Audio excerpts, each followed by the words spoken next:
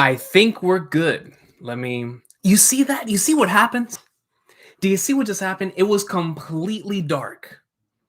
And the moment that I pressed the red button, the sky split. You see what's going on, bro? You see how the moon, the individuals on the moon, they want to see what's going on here.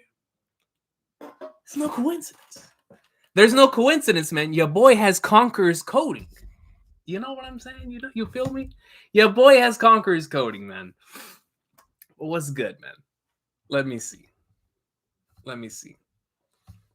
I want to make sure that the audio's good. Let me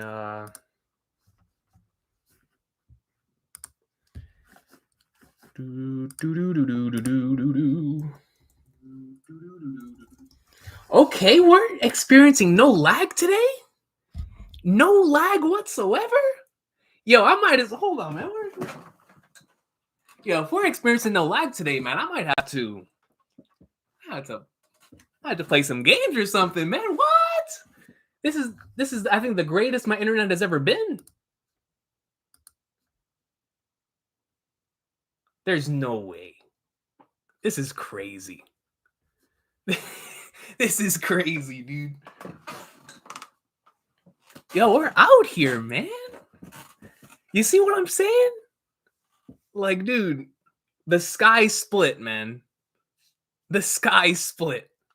The sky split and the internet is working. Yo, man. Whole bunch of legendary individuals in the chat, bro. Shout out to my people, man. Shout out to my people. Yo, can't stay long. I have some long essay due tomorrow, but just came. Yo, GURP05, bro. Go get that essay done, man. Go do your thing. 100% understand, bro. I appreciate you stopping by, dog. Appreciate you stopping by. Dragon Flare says, I'm wearing my own Santa hat to celebrate the Great Direct. Yo, dude, I might as well put it on myself, man. Yo, this is the best my internet has ever been. I'm kind of shook. Man. Like, yo, if I had some more, listen, man. If I had some more money to spare, I would buy a PS5 camera. We'd be on here, man. We would be on here. You know what I'm saying? Yo, this is kind of crazy. Yo, shout out to Michael Mickles, my boy. Out here, let me see. Monkey D, you already know. You see him? You see him? Yo, actually, one of these days, I might have to get the Goat with the Coat version. I know there's a new one out there that has like the Goat with the Coat and whatnot. But yeah, man, good luck on the essay, fam. Oh, you already know we're flexing the Conquerors out here. We're flexing the Conquerors. Is that a Tio profile pic? Tio! What you know about the SSS? Love your Kiseki reviews, peak fiction. Oh, you already know. Nothing but peak fiction. Nothing but. For how many games is it? Like 10, right? And then Kuro comes out this week. 11 games of straight peak fiction, man. Who would have known? Who would have known? Shout out to my boy Kondo. Let me see. You've been playing Tales of Arise King? I actually have. I got onto it way later than everyone else, but I'm still towards the beginning of the game, but it's very enjoyable so far. Very enjoyable. The thing is that since it came out in like a really busy season for me, I'm like, man, I'm taking my time with it. I'm taking my time, but so far so good. I'm really enjoying it. I just reached the opening, so a little bit after that, that's where I am, which is really cool. But I love when games do that. Like, it reminded me of the first time I played FF7, and like the world just opens for the first time. I always love when my games do that, man.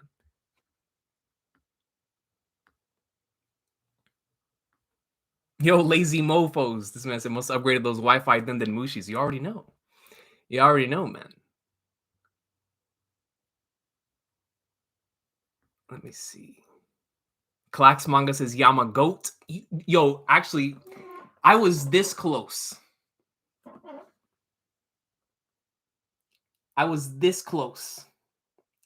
To putting Yamato and Luffy picture for this live thing. But I was like, you know what? I'm going to spare the individuals out there who are still catching up to the series. But if not, I would, like I said, I was this close. Y'all see that? I was this close from putting both Yamato and Luffy on this profile picture. Let me see. The One Piece anime will be having a break after episode 995 or 996. We just finished 994. So in like 2 weeks, we'll take it. We'll take it. Well, I'm definitely going to take it because they've been going in so hard, especially during a pandemic. Like, yo, let them take as many breaks as they want, man.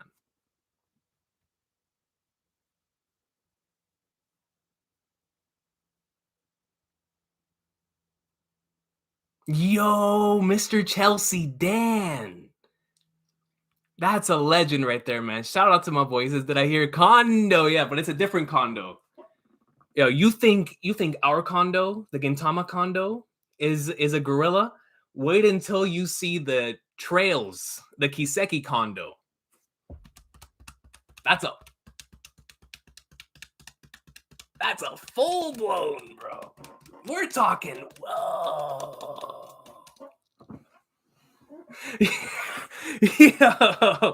yo, that's crazy, man. But yeah, condos are all sick in the head, and that's all I know. Your rating out of your rating out of 10 for the Wano, or I can't 10. We can't just stop at 10 for Wano. I gotta split that junk into acts. You feel me? What does that come out to? 30? That comes out to 30, man. And if you want to include the in between stuff in the arcs, why not 50? 50 out of 10. Yo, I'm gonna be completely honest with y'all, man. I don't think I have ever had more fun like reading just stuff, period, that I have during this run. Like, it's ever since Act 3 started, I feel like legit this has been the most fun that I've had, like at least in like the weekly chapter reaction space since like the big 3 were still going on, man. Like, it's super super fun every single week, dude. I don't even know how to explain it. And it's different because of course we're experiencing it on a weekly basis. But this arc, just every single week, there's something different. Whether it's a lore drop, it's a hype drop, it's a skies drop. Shout out to the skies. Or the moon, the individual in the moon are like, yo, let me experience some of this greatness. Like, it's crazy. Every single week, there's always something different. And then you had the flashback. You got Michael Jeffrey Roger. You got the go with the coat. Like, it's crazy. It's crazy. Actually, the other day I saw a tweet from, who was it? I think it was Woden Creative. That was like, what is your favorite chapter in Wano? And I was like, that's impossible. who can answer such a question, bro? Like, I know I can't. Yo, crazy. Absolutely crazy, man. I can't do that. Let me see. Recon, I've always wondered, have you ever watched Your Lie in April? Ooh, that's a banger, man. That's a banger. I think that's on the old channel. On the old channel, so I went through and I think I watched all, I think it was like 20 episodes there out of that time, or 21. And when the final episode came out, it destroyed me so much. I actually had to come on here and record a video, man. I know that thing's probably long. I think that was 2014, right? So if that was 2014, that was back on the old channel. Man, You're Lying April, dude. That was a time. I was actually just talking to my friend on that we should go back and rewatch that show because that's some heat, man. That's some heat. It hurts.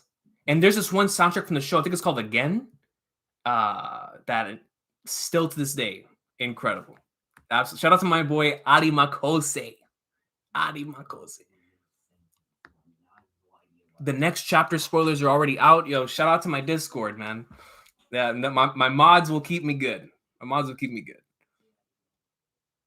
Let's see.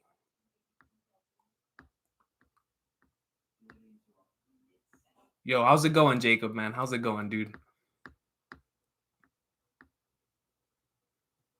Do you play Tales series? Tales of Rise is one of the best JRPGs. Yeah, I'm still at the beginning.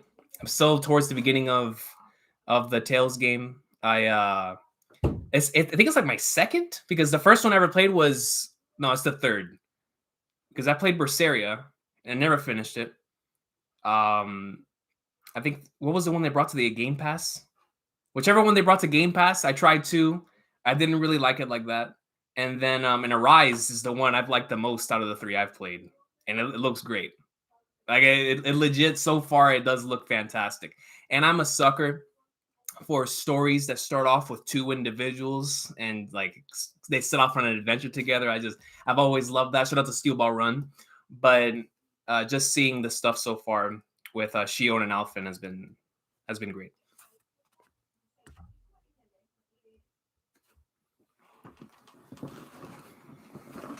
Yo, left jab, man. We're feeling good, dude. You know, it could be better, but we're feeling really, really good right now. You feel me? Still in good health, still going up like swimmer. So it's been fun. It's been fun, but I appreciate you looking out for me, man. Let me see. Still hoping for Shanks to move this year. Absolutely. Absolutely. If Act 3 ends up coming to a close at any given point, because if Oda stated that he thought the man with red hair was going to start moving soon, then and probably in his mind, Act 3 was coming to an end soon, right? Because there's no way he thought Wano was going to end this year. So he probably was like, yo, Act 3 is going to end soon, and we're going to get Mr. Santa Hat himself coming up in like swimwear. Let me see. Yo, Tron you're spitting facts, dude. You are spitting 100% facts. Tron Godward says, I never thought Wano would get any better after the peak fiction that was Odin's flashback, but no roof piece, Oda said. I feel you. I feel you because like Odin's flashback was so... I was like, there's no way, especially after the Laugh Tale chapter, I was like, there's no way this is ever getting surpassed. Ever getting surpassed. And my man came out when it hit 4 digits and was like, yo, settle down. Settle down, man. Settle down. Settle down, bro. Let's see.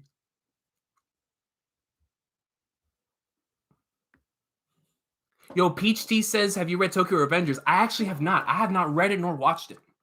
I need to watch it or read it because I keep seeing the character designs. And the character designs look really, really dope, man. Any show with good character designs, and I'll forgive it for however length it is until it hooks me. I'm a sucker for good character design. So, and I like the character designs in Tokyo Revengers. So one of these days I'll sit down and watch or read it. So for when it comes to stuff, or when it comes to Tokyo Revengers, do y'all recommend reading the manga or the anime? Because I've only heard of the anime up until this point. I've never heard anybody really bring up the manga yet. So which one would y'all recommend on that? Let me see. Schwarzer 101. Yo, good question, bro. Do you know when the Trails of Cold Steel anime is coming out? I mean, let me tell you something. If that thing comes out next year and I get Roof Piece, I get the Cold Steel anime and Bleach and JoJo, and you know, this year 3 of my top 10 all ended, right, in anime. Like Gintama, of course, just came to a close. Y'all know how much I love Gintama. Evangelion just came to a close, man, with an amazing final movie, man, with a 3.0 plus 1.0. Powerful, powerful message. And now, next month on October 13th, bro, the legendary, the incredible Violet Evergarden is coming to a close. And when I saw all this was happening back to back, I was like, there's no way that I'm ever going to be able to surpass like this stretch of back-to-back endings. And I was like, man, what am I going to do now? Because literally, like, my favorite series are all coming to a close. It's like, what do I, well, you know what I mean? Like, I don't know, man. I mean, I still have a lot of ongoing favorites, of course, but like, all these are coming to an end. And then I was like, hold on. Next year? Read in the anime, bro. Y'all not ready. Blue Destination? Yo, Trails Gold Steel anime. You got Roof Piece coming next year in the anime. Bleak, bro, when the 1,000-Year Blood War gets animated. Then we got Stone Ocean. I mean, yo, just with that by itself, I'm good. I'm kind of Gucci, man. You know, like it's tough enough to watch and keep up with all these animes, but Shout out to my boy Michael Mickles, man. Coming up in the like swimwear.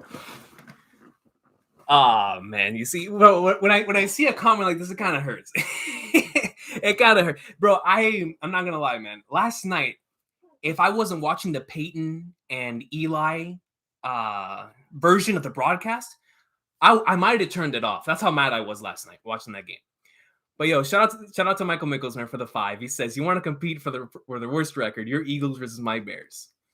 If my Eagles, listen, man, the Bears, they're kind of." They're kind of bad this year, man. And the thing is that you guys have so much potential because you guys have yet to like fully see like with Justin Fields coming in, you don't know how that's gonna work for y'all, right? And whatnot. And that defense, of course, is still kind of nice. But on our side, man, I mean, we have endless potential, bro. We got big dog Jalen Hurts. We got Devontae Smith. We got Jalen Reagor. I mean, our offense should be firing on all cylinders. And then after the Brandon Graham injury, I was like, okay, our defense isn't going to be that good. But then last night happened, and it was a rivalry game. Like, I can understand. If we're facing somebody like, I don't know, man, how the Rams, like if Matt Stafford did that to us, or if Tom Brady did that to us, I'd be like, okay, we're good. But the Cowboys... The Dallas Cowboys?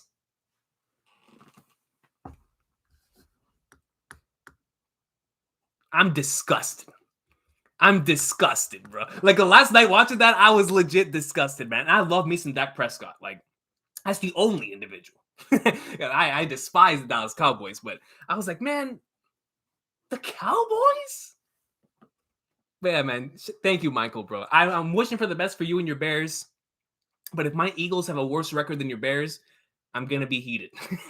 I'm going to be heated. Let me see. Yo, Sticky Nut Juice, bro. Yes, bro. There is a Cold Steel anime coming. Now, what we don't know is if it's going to be a direct adaptation of the anime, because when the article first came on, the Funimation article, I think it said that it's going to be covering a different story. Now, I don't know if the different story means that it's going to be, not a one-to-one adaptation, but like something that can actually fit. Because the thing is with Trails, if y'all played the series, is there's so much dialogue, there's so much text that it's going to be impossible to do all of that in like 13 episodes, right? So I thought that's what they meant, either doing that or doing a completely story in its entirety, which I think is what they said they're doing. That they're doing like different characters, different casts, but set in the same universe. Regardless, I'm excited for it. Regardless. We'll see. Let me see. Lunar174 says, at least you aren't a Lions fan. That's true. Last night I was like, man, at least I'm not a Jets fan. And if there's any Jets fans in here, my heart goes out to y'all, man. I mean, I'm dead serious, bro. Like, my heart goes out to anyone in here who's a Jets fan. Anyone in here who's a Jets fan, bro. Yo, man. What them boys are going through is something that, yo, you feel me? Let's see. Silent Phoenix says, I highly recommend the Violet Evergarden light novels if you haven't read them. I actually haven't. I haven't read them, so I'm definitely planning, because I'm already rewatching the series. I love this series so much that I was like, yo, it's going to be one of those that I want to own everything for it, right? So when I heard that it came from light novels like Monogatari, I was like, I would definitely love to read the source material. And 86, that's coming out next season, I was planning on catching up to that again so that I can catch up to 86 in time to watch this for season 2. And I know that has a light novel as well. And so what I'm probably going to end up doing is, once the final Violet Evergarden movie comes out, I'm going to reread it or re-experience it through the what's that called? Through the light novels. Just like I did for Monogatari. Which was I still have to finish the Monogatari light novels. Those are really good. Jeremy Saran says, just started Evergarden the other day. Good man. Legendary series.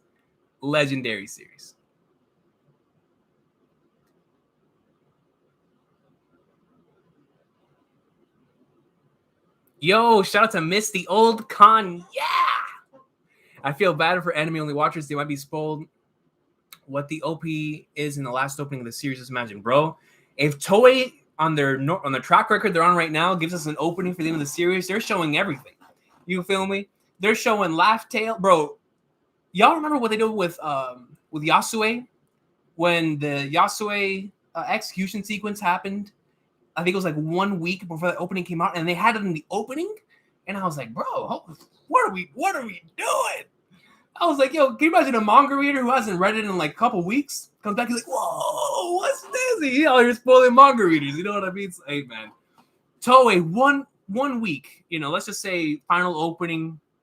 I don't know what's going, that just sounds crazy, but just imagine whatever happened the week before. I don't care if it's Zoro and Mihawk or Luffy just used like Gear 7th on Blackbeard, whatever it is, they're putting that in the opening. Whatever the latest spoiler is, they're putting that in the opening. But that's why I love them.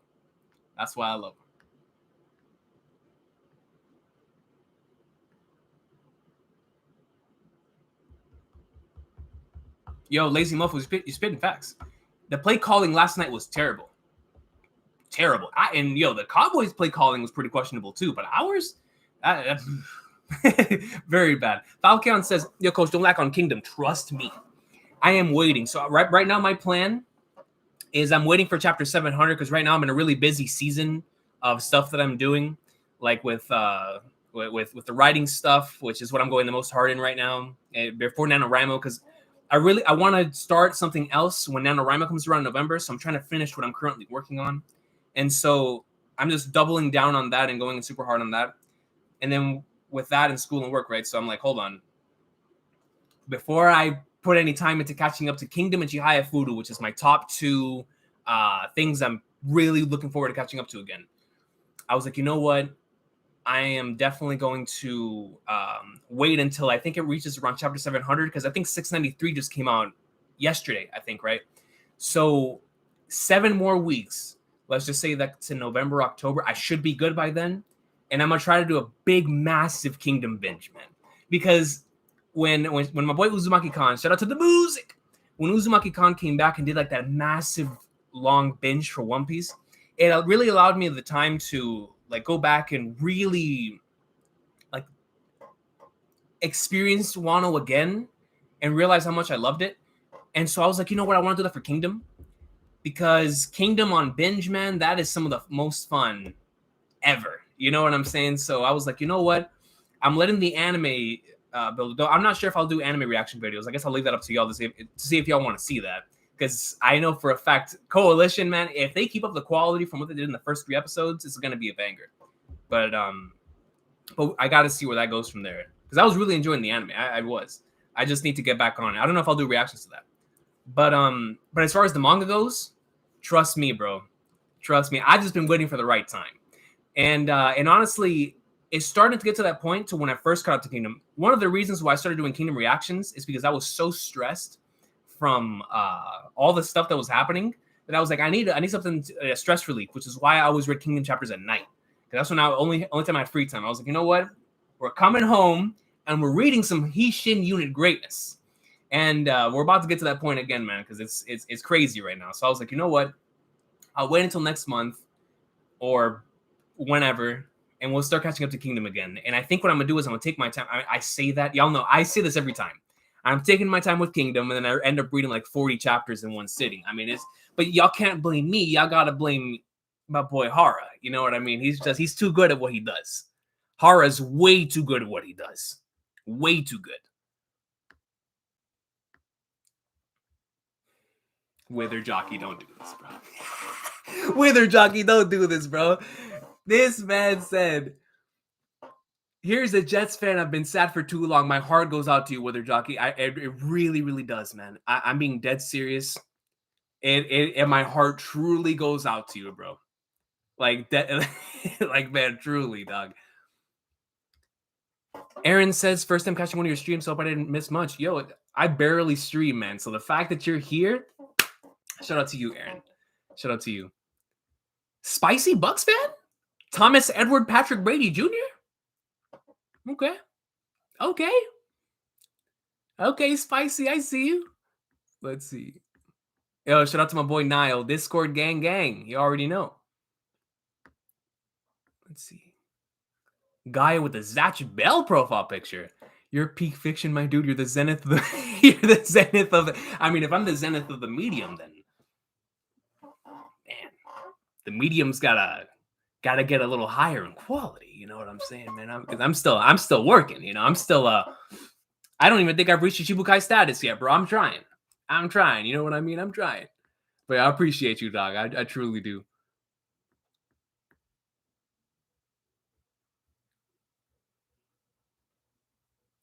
Yo, Greg Dyke comes in. He says, big fan from the UK, bro. Love your vids. Always check you and Brago's channel every time a new chapter drops.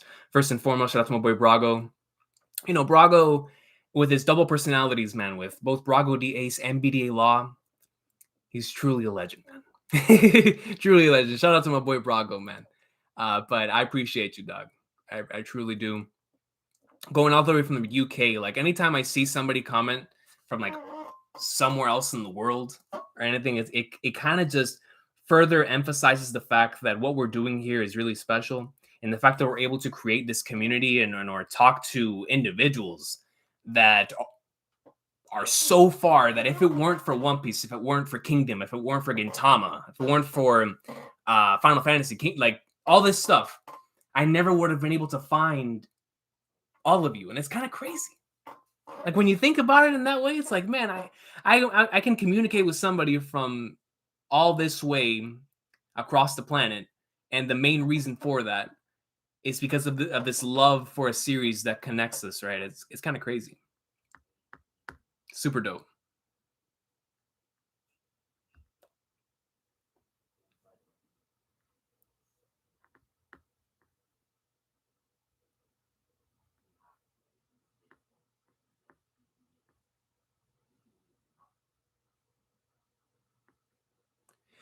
Hey King, would you consider doing a Hajimari review even though the real localization is years away?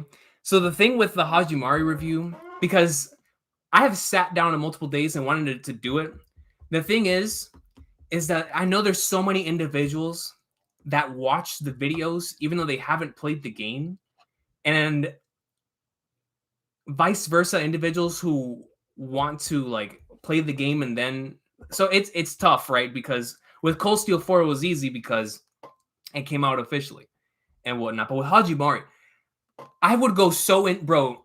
My two favorite moments, or actually my number one, my favorite moment in the series, I think at this point comes from Hajimari. So I was like, I'm gonna go in depth. I'm gonna go really in depth. I know at least 2 out of my top 10 favorite moments come out of that game. So I was like, I'm gonna go in. And so, but my mindset was like, hold on, man, I really don't want to spoil someone in this moment. Like, as somebody who's been following this journey for so long, I'm not trying to spoil them, man. And so I'm still thinking. I was heavily considering, at the very least, doing something special for Kuro coming out so I can talk about Hajimari, because I really want to talk about it, man. Like, I want to talk about it so bad. But I don't know how I want to go about it yet. I don't know if I want to do it in the way that I did the other ones, or if I just like a whole like trails type video and then talk about favorite moments and stuff like that. Because there's some stuff in Hajimari I gotta talk about, man. Like I said, I think my favorite moment in the whole series comes out of that junk, man. It's super goated, super goated. But I'm gonna keep it in mind. The Gajismo. I'm definitely gonna keep it in mind. 110%.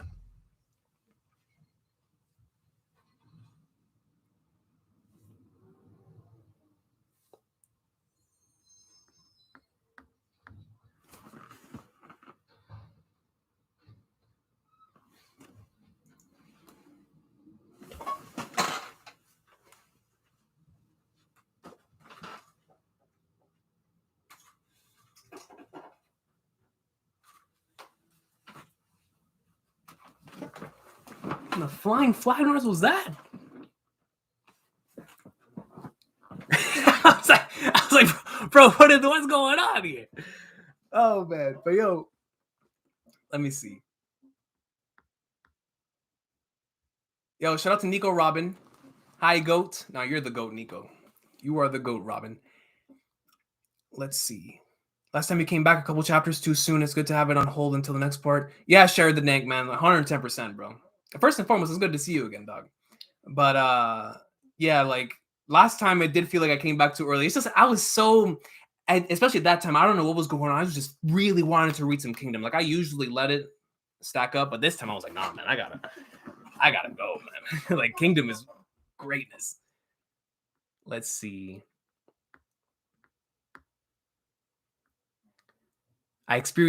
So Ariane says, I experienced all of Kingdom with you, dude, and whatever ride that was, I give you my thanks. Yo, I truly appreciate that, man.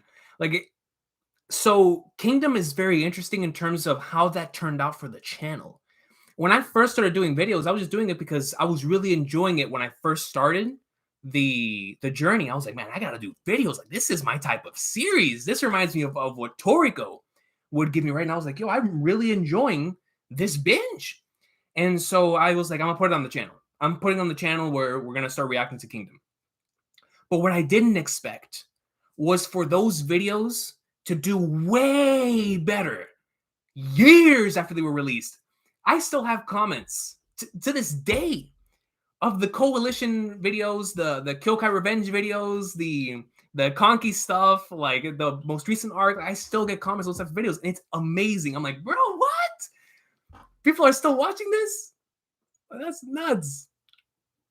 So I really appreciate that, man. That's some really cool stuff. Like, just to show that the Kingdom videos kind of like live on forever. That's what I've always wanted to do. That, right? I've always wanted to create like a playlist that is like, you know how you, whenever you go on like on Netflix or whatever, you'll see like a playlist of things and you just sit there and you'll watch. I always wanted like that. And so like Kingdom is that for the channel. It's really dope. It's really dope, man. Like, I never would have thought about it. Like I said, when I first started doing it, I was just like, yo, I gotta read this greatness, man. And so to see how far it's come, it's really cool. It's really cool, man. Like, not only just for the channel, of course, but for Kingdom. Like, I'm so happy that Kingdom, with an anime that isn't very heavily promoted and with no localization, still continues to get new fans on a regular basis. Like, we just wait until we start getting the localization for that and actually start promoting it in the way that it should be promoted. Kingdom would be out here, man. I really wish that it had a good anime. And I was enjoying season 3 for the length of time I was doing it. I just wish that season 1 and 2 were of the same quality, because Kingdom would be out here, man. Out here. Yo, shout out to Raul, man. He says, Coach, where would you rank Kaido in your villains tier list? I actually wanted to make a video on this. I still plan on making a video on this, so I'll give you like a short and sweet one. I think that, so right now, I honestly do think that Kaido's going to end up by the end of this arc, because the thing is, y'all know the Blackbeard's my favorite villain.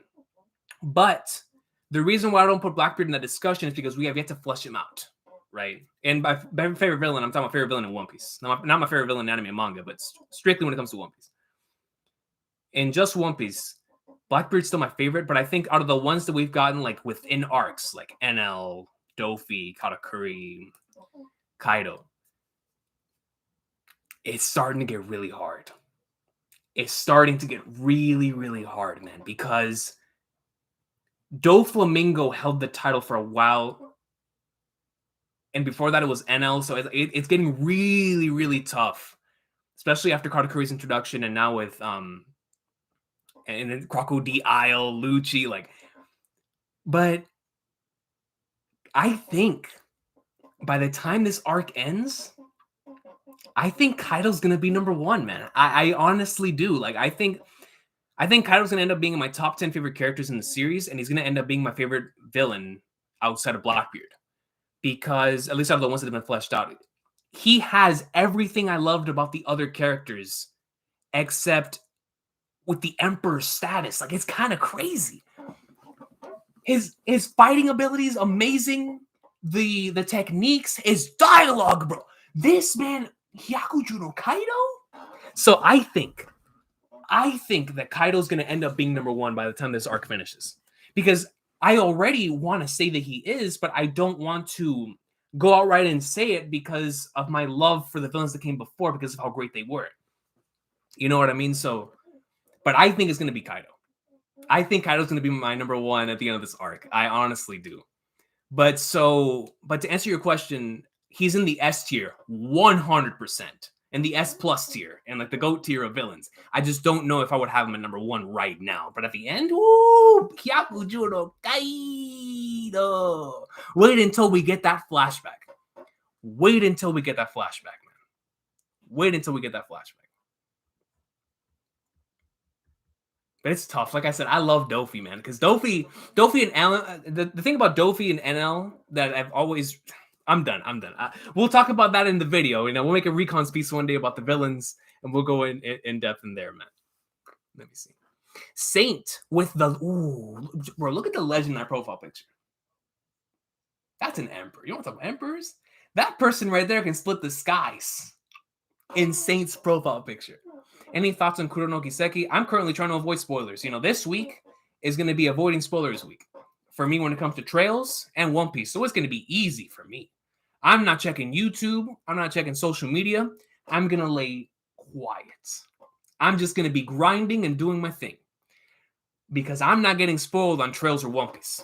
You got me messed up, man. So I am not going to be checking anything. But as far as based on the previews, you know, I have a very interesting relationship with the 3 introduction games. FC, of course, was my introduction to the series, so it has a very special place in my heart. Trails from Zero is actually the one that I enjoyed the most out of the introduction games. It was the one that I just could not stop thinking about. And Cold Steel 1 has like my favorite soundtracks, man. It's just so nasty out of those. Oh no, Zero soundtrack is spectacular. It's between one of those two on the, but FC soundtrack's really good. Regardless, so those 3 fantastic games. Of course, Zero has, because of the build-up from the Sky Saga. Actually, my favorite moment from the Sky Saga, quote unquote, is in Zero. So like, it's tough, right? So Zero right now, I think, is still my favorite introduction game. But when I saw the Kuro no Kiseki trailers, I was like, there's no way this can't be my favorite introduction game. This is like when I started playing Cold Steel 3, but in the first game, I'm like, bruh. So Kuro no Kiseki has the potential of being amazing. Amazing. And I'm kind of shook. Man. So we'll see what happens there. But so far, it's looking amazing, and I can't wait to play it. Really can't wait to play it. Let's see. It was good, East Blue Drew, man. What's good? Let's see. Yo, Maha AUT, my boy. I see a PS5 controller. What are you playing right now, dude? So right now, on the PlayStation, of course, Tales of Arise, but and Warzone, even though both of those have been taking a step back, on my Xbox, I've been playing 2K because 2K22 just came out and I actually enjoy it. This is the first 2K in years that I've, like, when it first comes out, I'm like genuinely just loving it. I'm like, dude, this is fantastic. So because 2K for me is like, everybody has their thing they buy every year, no matter how bad it is, right? Like for some people, it's like you know, the FIFA, Madden, you know, all these things that are like the same, just with different little differences every year. For me, that's 2K and Call of Duty. They make me mad every single year, but I buy them because of how much I love, you know, the games. And this year is actually the first time that I actually enjoy a 2K game. I like in a while. I'm like, whoa, like this is kind of good. This game is, it actually looks like they put effort into it, so I enjoy it. So right now I'm playing that, and then when I get on the PlayStation, Warzone is the thing I play the most, but Tales of Arise is definitely. And whenever Kuro no Kiseki gets the spreadsheet, you already know. You already know that's gonna be next. But yeah, man, that's what we're playing right now. This man said Oda knocking on my window. Yeah, if Oda was knocking on my window, my whole thing back here would have been shaking. It would have been shaking. You know what I'm saying?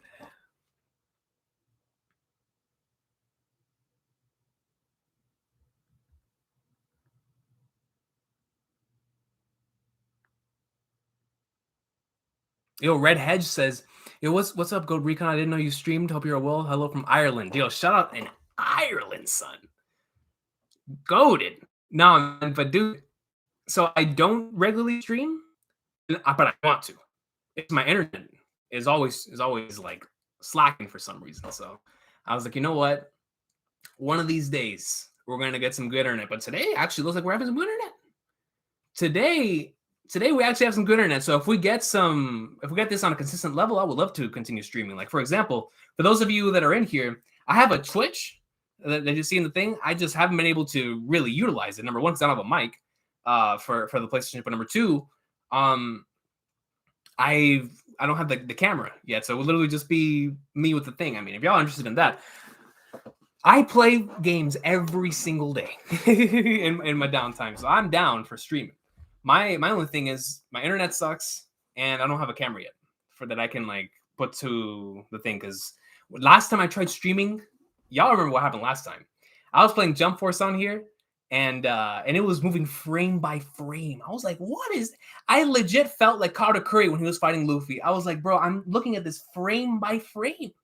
Like if I'm Sasuke Uchiha, I mean, just every frame." I saw it before it happened on the street. I was like, "Hold on, man. Hold on. This is disgusting. This is disgusting." So, but yeah, man, don't really stream that much, but most certainly want to start doing it more. Let's see.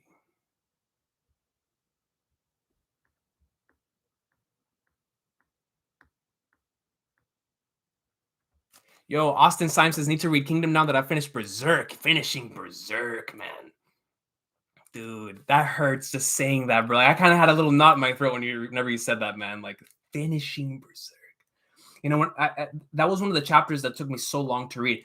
I was in the car and just heading off, man. And I just could not stop thinking about it. I was like, I just read what was potentially the final chapter of this story that I've been following for so many years. And honestly, it still hasn't really registered. Like, man. But the fact that you're going to Kingdom next, legendary. Absolutely legendary. It is an unforgettable experience catching up to Kingdom, man. Unforgettable experience. G says, if you watched Rigatsu no Lion, I actually have a video on the channel, bro. I got a video on the channel, my friend. It is, Sangatsu no Lion, it is one of those series where I started off and I was watching it every now and then. I was watching an episode before bed at night. And out of nowhere, it just grabbed me to the point to where I watched the rest of the series in like 1 or 2 sittings. I recorded that video that's on the channel. And it's super late in the morning. It was like a Kingdom type of like super late in the morning. And just, I love that series. It is without question in my top 10 favorite anime. Rigatsu no Lion is absolutely sensational. It is, and I loved it so much that I went right into the manga, man. And the stuff in the manga, when that gets adapted, when Shaft gets on that greatness too, ooh! But season 2 in particular of Sangatsu was truly, truly a 10. Like there's some stuff that is like a 10. That was a bold 10. Like that junk was amazing. And on that same line of thought, if you guys are interested in me ever doing like a tier list for an anime, I am down for that, dude. My only thing is I need to get OBS to work so I can do it live. But if I can't get that to work, I don't even mind doing it off air. I love doing tier lists, man. I wish I could do more. So if you're interested in an anime tier list, like me coming on here and ranking like my favorite anime, I am down for that one day, bro. Because I want more opportunities to talk about a lot of stuff. Because there's a lot of greatness out there, man. There's a lot of greatness and not enough time. You feel me? So whenever I get an opportunity to talk about all this greatness, I want to talk about it. And so let me know if you guys are interested in an anime tier list or anything like that. Let's see.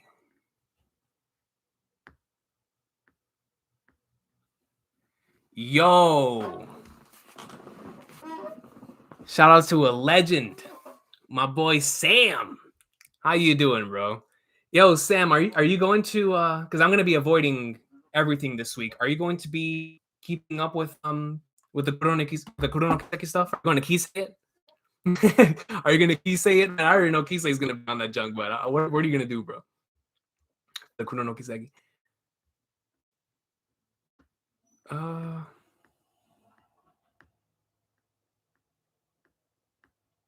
Yo, so Mr. Old Kanye, my friend right now, it just finished it yesterday. And anytime that he talks about it in like an extremely high regard for Squid Games. I am highly, highly looking forward to when I actually get a chance to sit down and watch it. because I heard it's wild, and it's wild in like Dead Man Wonderland, like Gantz, Judge, like one of those manga, just of course in live action adaptation, like one of those types of wild. And like, ooh, okay, it's been a long time since I've experienced one of those types of series, so I'm looking forward to that. Let me see. Exactly, when Kuro surpasses their expectations even more and become the best intro game. I think it is, man. I honestly, a real deal might end up being the best one.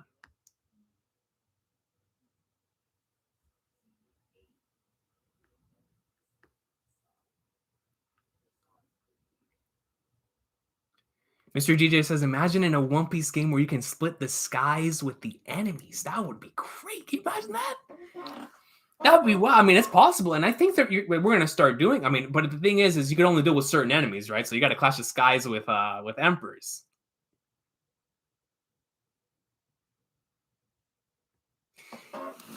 Yo, Alpha Invader, it has been incredible. It has truly been amazing on the wrestling side of things, man. You know, I'm not gonna lie, I fell off a bit, especially this year and last year because there was no fans. But this year when fans came back and I started watching the shows again, and whenever they announced that CM Punk was coming back, I was like, dude, I gotta get back on it. And every single time I've tuned into AEW, it has been really special. They have something special going on over there, man. I haven't felt this excited about watching a professional wrestling product since the glory days of NXT. Like when I was actually going to the shows. Like I used to love NXT so much. I used to go to the shows, man. Like, and that's how I feel right now with AEW. Like it's that good. It's that good. And the hype, son, like you go on there and watch some of those shows and just the level of talent, the hunger, like you could just tell it's something really good is blooming here and blossoming. And I love it. And then when you have stuff like Bryan Danielson and Kenny Omega the other day, and then you have all the rising stars, like the storytelling and how the long form storytelling matters in that company. I really enjoy it, man. And like last night I was watching the E. I was trying to get my mind off of the Eagles game, and I was like, dude, it was actually really good last night. You know, with the Lashley and Big E match and the AJ Styles and Matt Riddle match. I was like, okay, man, they're starting to do some things, but it's AEW's, they're doing good. They're doing very, very good things over there.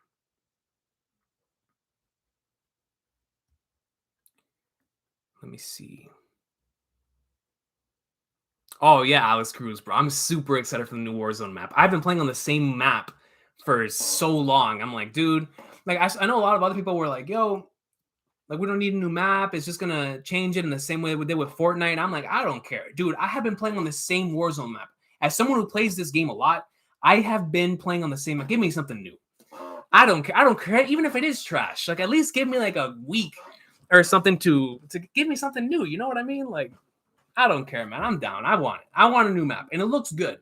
It looks good. And knowing how Sledgehammer has done the stuff before with the like with the maps, like with Advanced Warfare, whenever they did the maps and did it to where like the weather would change the maps and the maps could turn into another different map after that. Like if they could do that with Warzone, that'd be fantastic.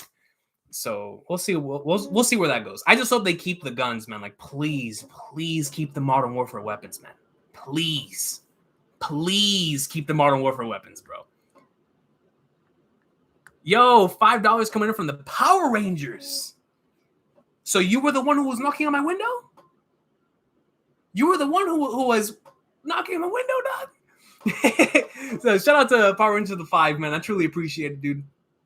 If the theory about Tengu Yama is true, would he become Shogun, which lets Momo travel with the crew, or would he be like an advisor instead? So you're talking about if the Tengu if the Tengu is Sukiyaki, right? So if Sukiyaki is in fact Hitetsu, then he would become the Shogun and whatnot, right? Here's my thing. I think either Momonosuke or Yamato has to be Shogun. Even if Sukiyaki is the Tengu, I think that either Momonosuke or Yamato needs to be Shogun. So whoever is not the Shogun, that individual either gets on our ship or they go off and sail by themselves. Yamato, of course, would be the one to either join us, which I really hope is the case, or to go off by herself and just join our alliance, right, or whatnot. In Momonosuke's case, I feel like if Momonosuke were to leave, he would kind of have to join us. I mean, there's no way he's going off by himself. I mean, if he is, that'd be crazy. But I think he's going to have to end up joining us. So I don't think Sukiyaki becomes a shogun. If it does happen, it makes a lot of sense, obviously.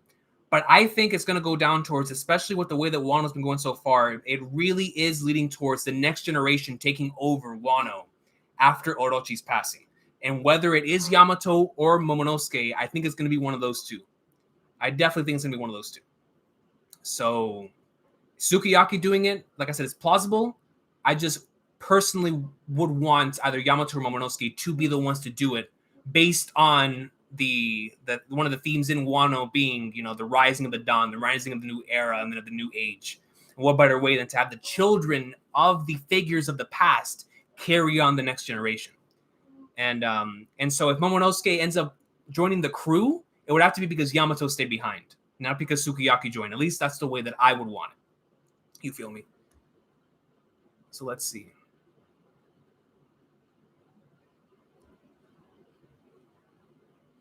You're interested in the tier list? Y'all are down for the tier list? Hey, look, man. If y'all are down for the tier list, I'm always down. I'm always down. I just gotta make sure to, like I said, get OBS working so that I can do it live, or we would be able to, or I would just do it offline or whatever. But I want to do a tier list, man, so bad, bro. Like, y'all don't understand. There's so many series that I've watched that I don't get an opportunity to talk about. And I feel like a tier list, I would have to be here for a while. Like, it would have to be one of those days where I have like all night to myself so I could dedicate talking to, because there's a lot of series I've experienced, man. And I would really like to do it. So I know I want to do one for anime and of course one for manga, and down the line, you know, still promised my boy Badger I got to do an official Trails tier list. Even though I did one in the Q&A, but I feel like enough time has passed to where I feel like I need to do a replay of games and want to do that. A Final Fantasy tier list, 100%, man, 100%. That's something I've been wanting to do for years. Call of Duty tier list, like there's a lot of them. But first and foremost, because I'm an anime and manga channel, I need to do an anime and manga tier list one of these days. That's definitely going to happen. Definitely going to happen. Let's see.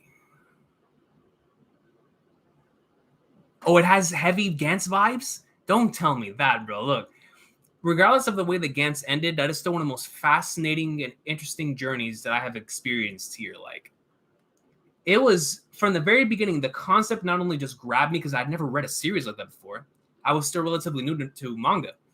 And so when stuff started going down, I was like, hold up. Like, what am I reading here, man? And it was, you know, Gantz was something, man. Gantz was something. I'm still trying to process if it was a good something, but it was something. No, Gantz was great. Gantz genuinely does have some really, really good stuff. I think if I made like a favorite arcs list, there would be at least one arc from Gantz that would make that list. If it was like a top 50 or something like that, I would definitely have a Gantz arc in there. Some of the stuff in the middle is insane. Insane, man. Kisei bought the game already? Of course he did. I don't know what I'm gonna do with Kuro. I want to wait for spreadsheet, but it's tough to avoid spoilers till it drops. That's how I feel right now, man. Like I'm definitely gonna wait for the spreadsheet because the dialogue is so important for me, and in Trails. So I'm definitely waiting for spreadsheet. But the thing is, how long can I wait? You know what I mean? Like, how long can I wait? So it's gonna be hard to avoid spoilers, bro. Really, really hard to avoid spoilers.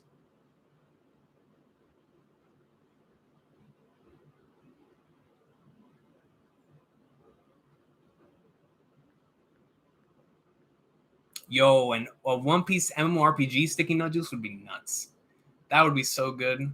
Like, we talked about this one time and I think it was in a Reverie a long time ago. I think it was like the third Reverie. It's been, dang. When was that? Like 5 years ago? I think it was before World Seeker came out, when World Seeker was just like a concept. And I told Roger and them, I was like, bro, let me head this discussion, because when it comes to One Piece games, I'm down for that, man. And so I was like, yo, how amazing would it be if we ever got a story or a video game for One Piece where we could choose like between revolutionaries, pirates, and the Marines. Like you get to choose which faction you want to go and be a part of. Do it like Final Fantasy 14 or something. Like whenever you spawn in, you create your character, create the race, whatever, and then after that, like you get to choose your faction after that, and you get to try for any faction you want and whatnot. But eventually, you'll stay to your faction, you'll stay to your guild, whatever, and progress. Like if you're a pirate, you progress until you get to the emperor status. For the revolutionaries, you progress to become the chief of staff or whatever.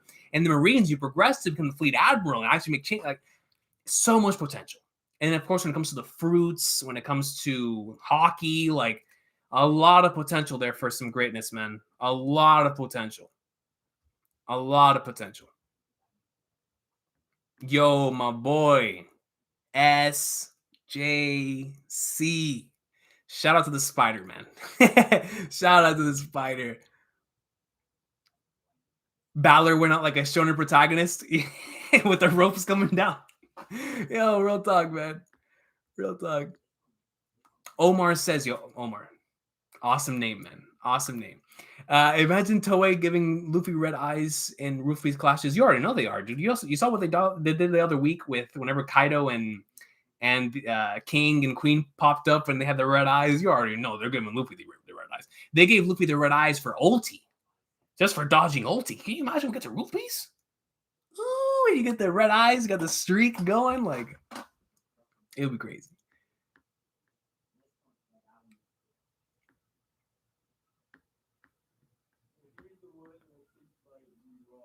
Vetrix says, I recently finished watching Attack on Titan Season 4. I'm thinking about reading the manga. What you say? I mean, the Attack on Titan, what is... Because I never finished Season 4. So I'm trying to remember where it was that it ended, because I read the manga after Season 3. What was... I forgot where it ended. Regardless, some of the best stuff in the series happens in the manga. And I don't know how the anime did it, so I can't tell you to read it because I don't know how good the adaptation was for the anime. So comment section, please let me know if Season 4 of Attack on Titan was a good adaptation. Because if it was, keep going with the anime. Because once you read the manga for Attack on Titan, that's it. It's over, right? So I'd probably say anime.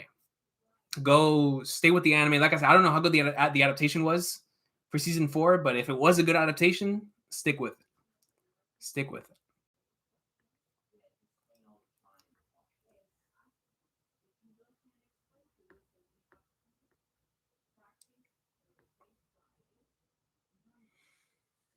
Yo, Lautaro Falco says, Recon saludos from Argentina, bro. Yo, shout out to Argentina, man. Thank you very much, bro. Saludos. 3-hour tier list stream. Dude, yo, White Wolf, man. If I ever do a 3-hour tier list stream, I'd be gone. I'd be gone the next day. Nah, real talk. I've done streams like that before, so I would just need to I would just need to get my streaming energy back. And hopefully down the line, man, you know, when things start kicking down, I don't know if I'm ever going to be Brago level, you know, with his streams when it comes to going that long. But hey, man, when we're talking about greatness, we're talking about greatness. Any tier list? Yo, Austin, I'm down to do any tier list, man. Any tier list, dude. Bangers and Mash says Gantz is awesome. Final arc is trash. That's facts. I mean, it's like semi trash, right? It's like because it has some very interesting concepts. The ending, I feel like, is the ending he always had in mind. If it was just executed better, I feel like it could have definitely worked out. It was just very strange, very, very strange, man. I haven't read it in a long time, so like I'm trying to remember exactly what like my main issues with it were. But it was just such a strange, like, especially departing from what got it up to that point, right? And I don't know, man. It was just very, so yeah. It's like semi trash. It's like semi trash, honestly. Yo, Safama, bro, what's good, man? What's good, dude?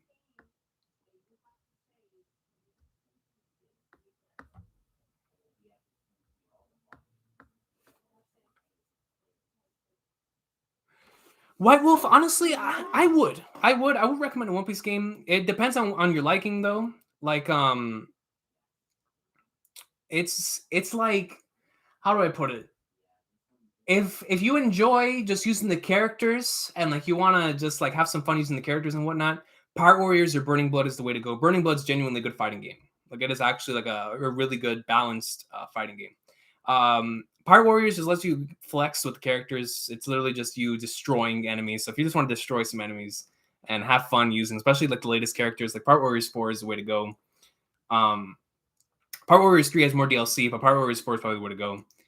Burning Blood is a lot of fun, man. Like I wish they made a Burning Blood 2. I genuinely really like that one. If you're talking about just current gen consoles, I'd probably go with one of those. World Seeker, if you want an RPG, definitely go out and get it. I haven't played the DLCs, so I haven't gotten that deep into that part of it.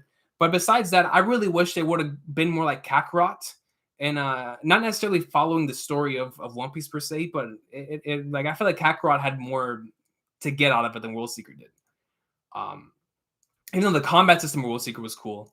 There was just there wasn't enough content. The worlds didn't feel as big. Like I feel like the Unlimited World Red worlds were. I don't know, man. I maybe it's because I went in there, and the thing is, I think I went into World Seeker around the time that I was super excited for Final Fantasy VII Remake. So I was going back and playing old Final Fantasies, and so going from playing old JRPGs where every single town is filled with life, and then going into World Seeker, I understand that it's not the same, but it kind of is. Like it's an RPG. One Piece is a JRPG, so like me going into a town and the whole thing is just dead. It's like, all right, whatever. It is what it is. But I don't know. Because I guess because I play a lot of JRPGs and RPGs in general, I guess I was expecting more out of World Seeker, but it still is a solid game. It still is solid. And like the old ones, but if you can't play the old ones like Grand Battle or any of those, definitely Pirate Warriors, Burning Blood is the way to go, at least for me.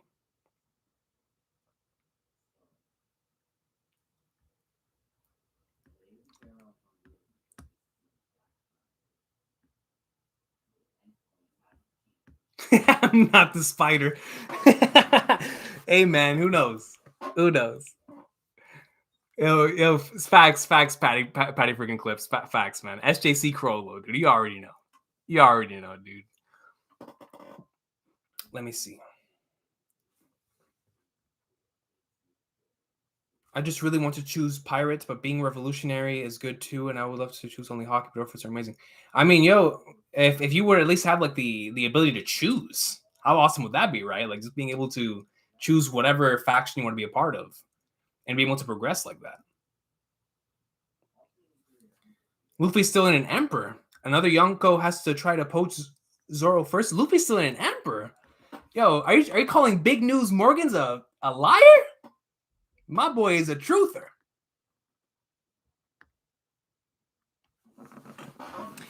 Yo, shout out to Power Rangers, man, coming with another 5, bro. Okay, so Power Rangers really was the one knocking on my window earlier, man. He really was. This is random, but did you know that Tarzan's lady is the daughter of Belle and Beast? Tarzan's lady is the daughter of Belle and Beast. Now, the only Belle I know is Maria Belle. Excuse me, from Trails in Cross Bell. Beast. I mean, are we talking about Beast Boy? I don't know. I don't know. It is extremely random, but hey, man, I'll take it. You feel me? I'll take it.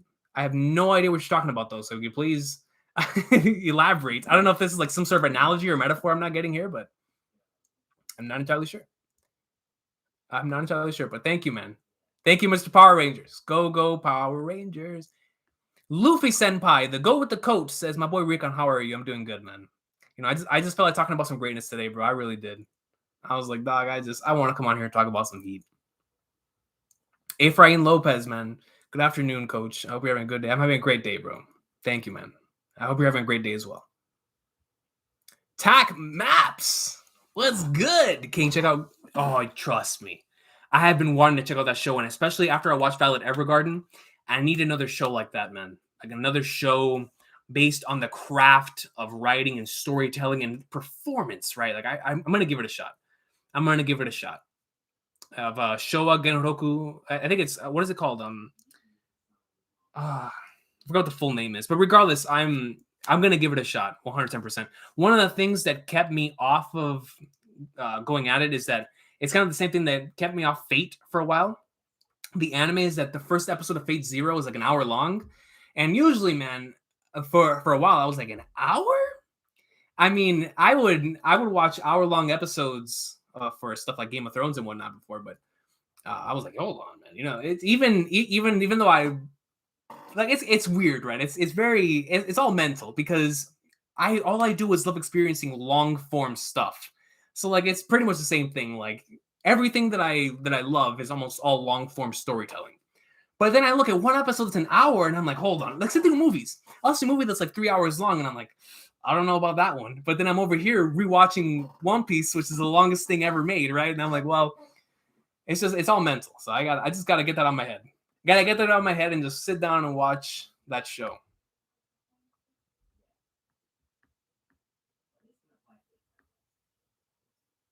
I am not on the Tokyo Ghoul or Tokyo Ghoul.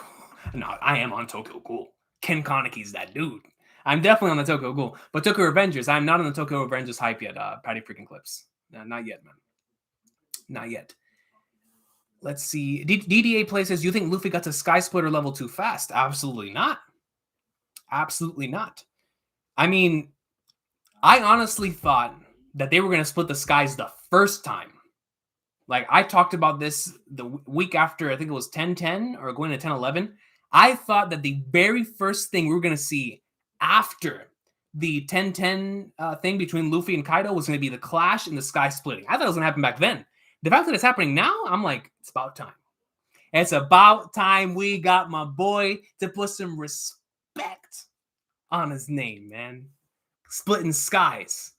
And so, I mean, it's just, for me, I felt like he was already there.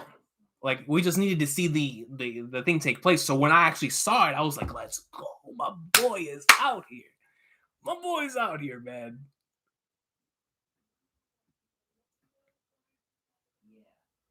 Giganomics. Anime games have so much untapped potential. Also, what's good? Yo, what's good, Giganomics, man? What's good? But yeah, anime games have so much potential.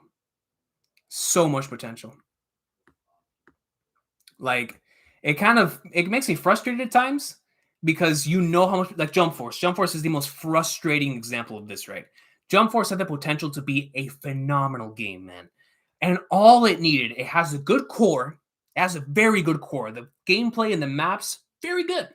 What it doesn't have is DLC costumes, which, oh man, microtransactions. I would actually pay you, bro, to put a Hokage outfit Naruto, go with the coat Luffy, Tensei Zangetsu from the final fight with Aizen Ichigo. Like, I would love that. But they don't give it to me. And the story mode was garbage. So it's like, come on, Jump Force, man. You got so much potential, dude. So much potential.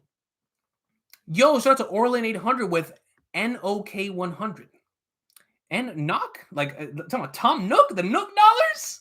Man, with the Tom Nook dollars! Animal Crossing style. No, but on a serious note, I'm trying to remember. Every time I stream, I always forget the currency names for and where they're from. Regardless, I truly appreciate you, fam. Thank you very much. Do you think Luffy will beat Kaido alone, or will he get help? I mean, at this point, Luffy's 1v1ing Kaido. But the thing is that when I'm saying that he's 1v1ing him, Luffy's coming off of getting completely regenerated, a rest, and coming back to fight Kaido. Kaido has been fighting nonstop from the moment that the Tsunachi thing happened to him. So he's been fighting the Scabbards. He fought the Worst Generation, and then he fought Yamato up until this point. So Kaido has had no rest whatsoever. That health bar is slowly but surely going down, which is why I believe that it is extremely plausible and possible that Luffy's now going to face him one-on-one. And he can win. Because we saw how much the Conqueror's coding attacks did at first, and that was in base form. Wait until he combines Conqueror's coding with the stuff that originally hurt in the first place in like Gear 4th and Snake Man, Bounce Man, and doing all that. So that's why I think it's very possible. Very, very possible.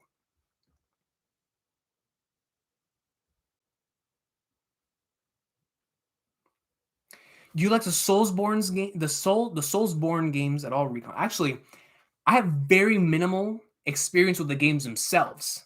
However, I love, and I mean I love, the environmental storytelling in those games. When I was studying the beginning of this year, how to tell a story through your environment, how to tell a story through the lore in the series, like through items, through dialogue, through all of that. It eventually led me to studying a lot about these games. And the ones that I have played or that I've seen are like DS3. I played Sekiro and DS. I think it was 2. Scholars of Sin is 2, right? So 2 and 3, I think, are the ones that I've seen. And then I was gonna get a Demon Souls, but didn't have the money, so I was like, you know what, I'll leave that there. But I'm definitely planning on playing them now after this year. Like Bloodborne, I got it for free for getting my PS5, so I'm definitely gonna play that one. But earlier this year, even though I hadn't played the games yet, I was just so my brain was getting blown, dude. Like legit, my mind, like I had so many moments of just pure just wow. Because one day I went over to my cousin's house and he was playing DS, I think it was DS3. And I was listening to the characters talk. And then whenever he brought up the items thing, it said like the items had like their own stories. And I was like, what is this? And of course, at the time I couldn't afford going out and buying the game. So I was like, I'm going to do a little bit of research. And when I tell you, I was in a rabbit hole of like a good like day or two of just Dark Souls lore. I was like, man. So one of these days, I'm definitely going to sit down and actually play those games because I love that type of stuff. And to see that is like its regular thing to tell its story in that way is really, really cool.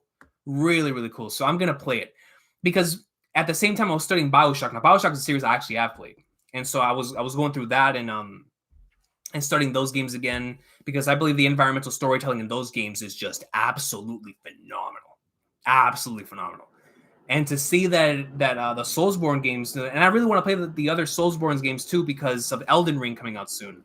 And that game looks amazing. I mean, it's got GRRM working on it, dude. Are you kidding me? George RR? Come on, man. So it's going to be nasty. And I really enjoyed, like I said, Sekiro. I just got to go back and replay some of the other ones. And they'll be in there. Oh, Norwegian. Okay, thank you, fam. Thank you for the 100 in Norwegian. But it's still the Nook dollars in my head. It's still the Tom Nook dollars in my head, but I appreciate you, dog. The legendary. Hold on, where is it at? I saw it and I wanted to reply to it. I can't find it. Oh, here it is. The legendary. My dog. Look, man, I don't know if there's been anybody that's been with me longer than this individual. So. Shout out to Horace Basios. Coach, you might have to rethink your favorite One Piece chapters and episodes. I've been rethinking my favorite One Piece chapters and episodes since the beginning of this arc. And then definitely, like, I've been waiting for it. I really wanted to wait until this arc finishes and for volume 100 to redo all of my lists, especially since I haven't done some of them since the old channel.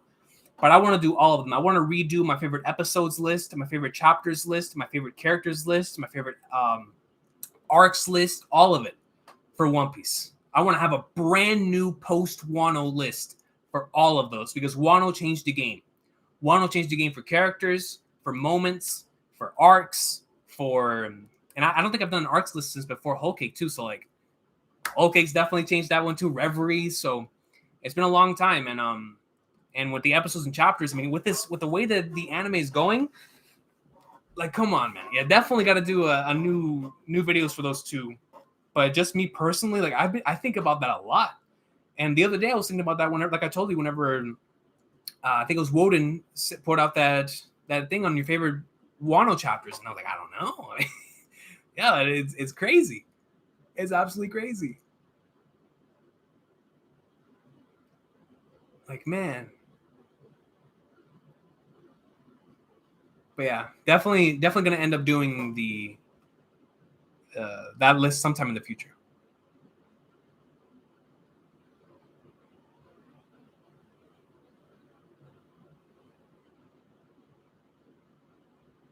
Okay, so we got Kei Yatogami coming up here in like when we're saying, would you ever check out Ace of Diamond? If you love realistic sports series like Haikyuu and definitely enjoy it, I highly recommend if you ever get a chance. So I love sports anime manga so much, man. I'm actually waiting, or I've been looking for another series, another like sports series to check out and whatnot. But man, that is one. That and Major are ones that I've been wanting to check out for a while. I just haven't sat down and done it yet. But definitely will end up checking out those two in the near future. Major for the GOAT. For manga detectives, one day I'm sitting down and I'm watching Major. One day. One day, like the One Piece opening. Like one day, I'm going to sit there and do it. Don Wander, King, when are we going to get the Kingdom and GI Food Greatness? So my plan right now, Don Wander, is both of them by the end of the year for sure. It's just that right now, there's a lot of stuff that I'm working on, so I'm trying to pace myself. But I think at nighttime, one of these days, I'm going to sit down and just start it. Both of them. Because I need them in my life again, man. Chihaya Food in particular, I miss a lot. And Kingdom, son, I just need the hype injected into the veins, man. That the Haitian unit greatness. So I'm going to say October for one of them. And then the other, because I might just do one and then catch up to that and then do the other after that. So one of them in October, the other one in November. I think that's going to be my assumption for those two. Right there.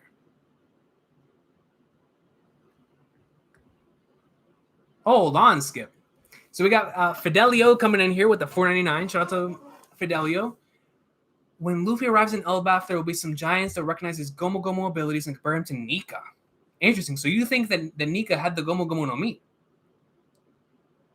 So if you think that Nika had the Gomu Gomu no Mi, do you believe that Nika was a giant? Or that he portrayed himself to be a giant because of Gear 3rd? Because if Nika had the Gomu Gomu no Mi, and he was known as the Sun God, then does that mean that the Red Hawk concept and the concept of flames came from all the way back then? And so when somebody sees Luffy now utilizing that same technique, like, oh, snap, it's Nika. So let me know about that, man. That's very interesting, though. Some giants that recognize the Gomu Gomu no abilities. And so what you're telling me is that if this is the case, then the reason why Oda's giving us all of this information now is specifically for when we get specifically for whenever we get to Elbaf and we start finding out more information about the Gomu Gomu no Mi. That would be insane. That would be insane if that's the case. Like I dig that. I dig that. My whole thing with Nika is I don't know if he had the Gomu Gomu no Mi. Like for me, there's a lot of different potential candidates for who originally had the Gomu Gomu no Mi. But if it truly was Nika, I'm fascinated on the Sun God concept. Like what is the Sun God concept? Is it the fact that he can actually genuinely create flames? Because that's why I thought it was the Meta no Mi. Because you would see this individual conjuring flames. You don't know what devil fruits are. You're like, this person is conjuring flames. They must be some sort of deity. So, but Red Hawk kind of could be that too, regardless. So, and then there's the whole Lunarians concept too, right? So let's just say if Nika was a Lunarian who also had the Gomu Gomu no Mi, so then you could create these attacks, have the Gomu Gomu no Mi, do all that, but also be able to conjure flames. But regardless. See, that's some food for thought right there, man. That's some food for thought. But that's cool. Now you have me fascinated. And when Luffy arrives in Elbaf, and what are the giants going to say? I mean, besides, of course, with the whole respect between Usopp, Dory, and Bragi and all that stuff. Finding out more about Loki and all that. Like, now I'm interested in seeing how they talk about Luffy and whatnot.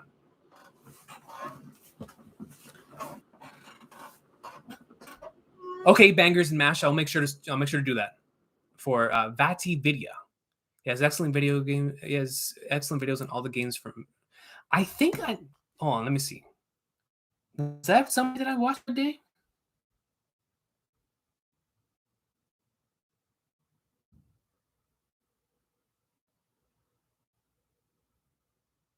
I'm pretty sure I've watched some of this person's videos, but just in case, I'm gonna keep this on my phone for later. I'm gonna keep it on the phone for later. Let's see. Kennedy Miyamoto says, if it is, shout out to you, Recon, from the content to the energy you bring to the channel, the love of the medium we all enjoy. Thank you for all the content and laughs, Coach. Yo, Trust me, man, when I say that y'all give me the freedom to be able to be this way, man. So I truly appreciate y'all for loving me for who I am. You know what I mean? Like I wouldn't be able to do this consistently if it wasn't for having such an amazing and supportive fan base.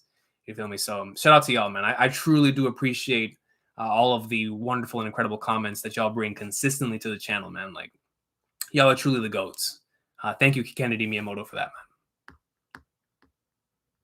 I shout out to your profile picture whenever Crocus name dropped Laughtail. Let's see. What's your favorite cover page in One Piece? That's it. That's a question. Cover page. So no color, just cover. Probably have to go back to like the NL cover stories.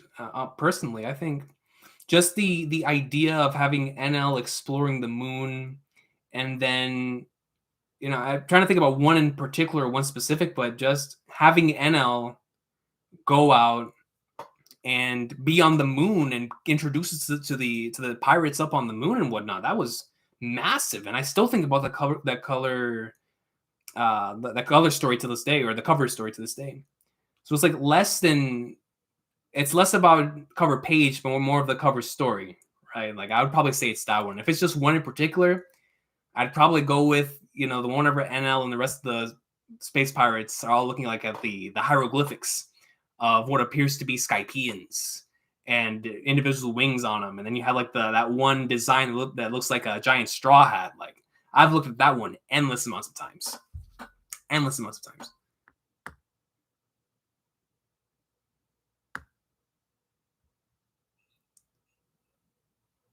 Yo, shout out to Michael Mickles, man. He says Hadrudin would have recognized that. That is so true.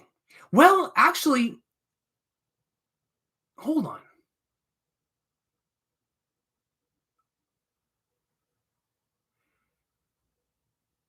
What about if Hadrudin? No, he had to have.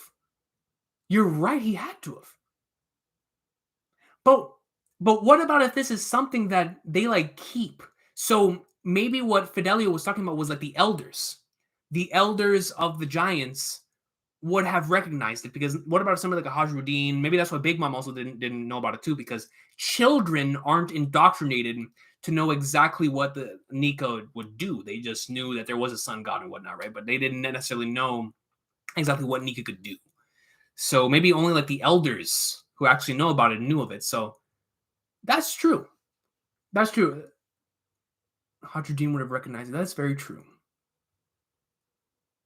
That's very interesting. That's extremely interesting. Elbaf will reveal a lot of history on One Piece. That's right. That's hard facts. That's hard facts. MIT says, do you think there will be a sea battle versus Kaido? 100%. 100%. I real deal think we are doing the land, sea, and air concept. I really do. I don't know when it's going to be. I strongly believe the final attack will take place in the air.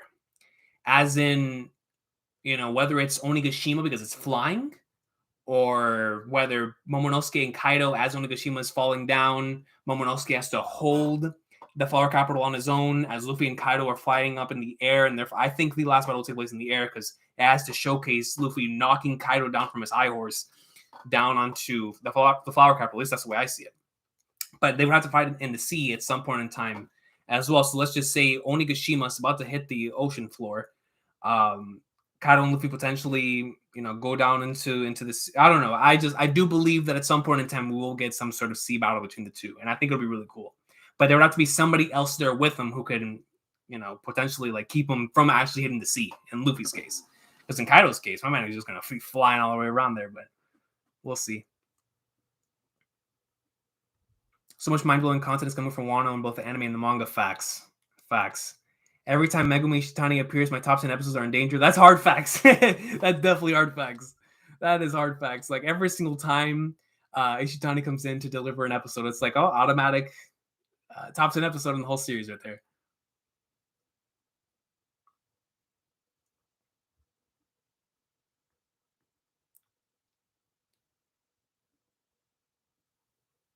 Recon, you should do a video about the hieroglyphics that were written on the moon. One of these days, I do want to do a video on the NL cover story because I have a lot of thoughts. I have a lot of thoughts on the NL cover story, and actually, it's a lot of thoughts based on how I think the Void Century is going to be in regards to setting and whatnot. So one of these days, I will do it. I want to do it. I really want to do it.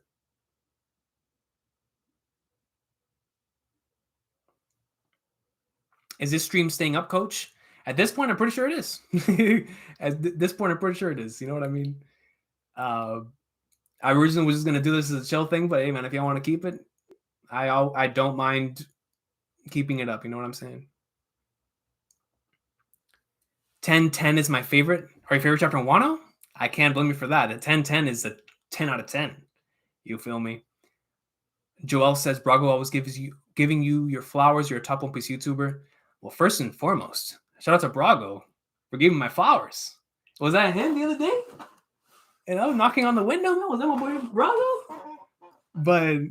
But nah, on a serious note, shout out to him, man. Like Brago's always out here doing big things, and the fact that he always makes sure to always give love to other individuals in the community, you know, excluding myself, you know, how he always shows support to all of the other individuals in the community, ensuring that everyone else comes with him.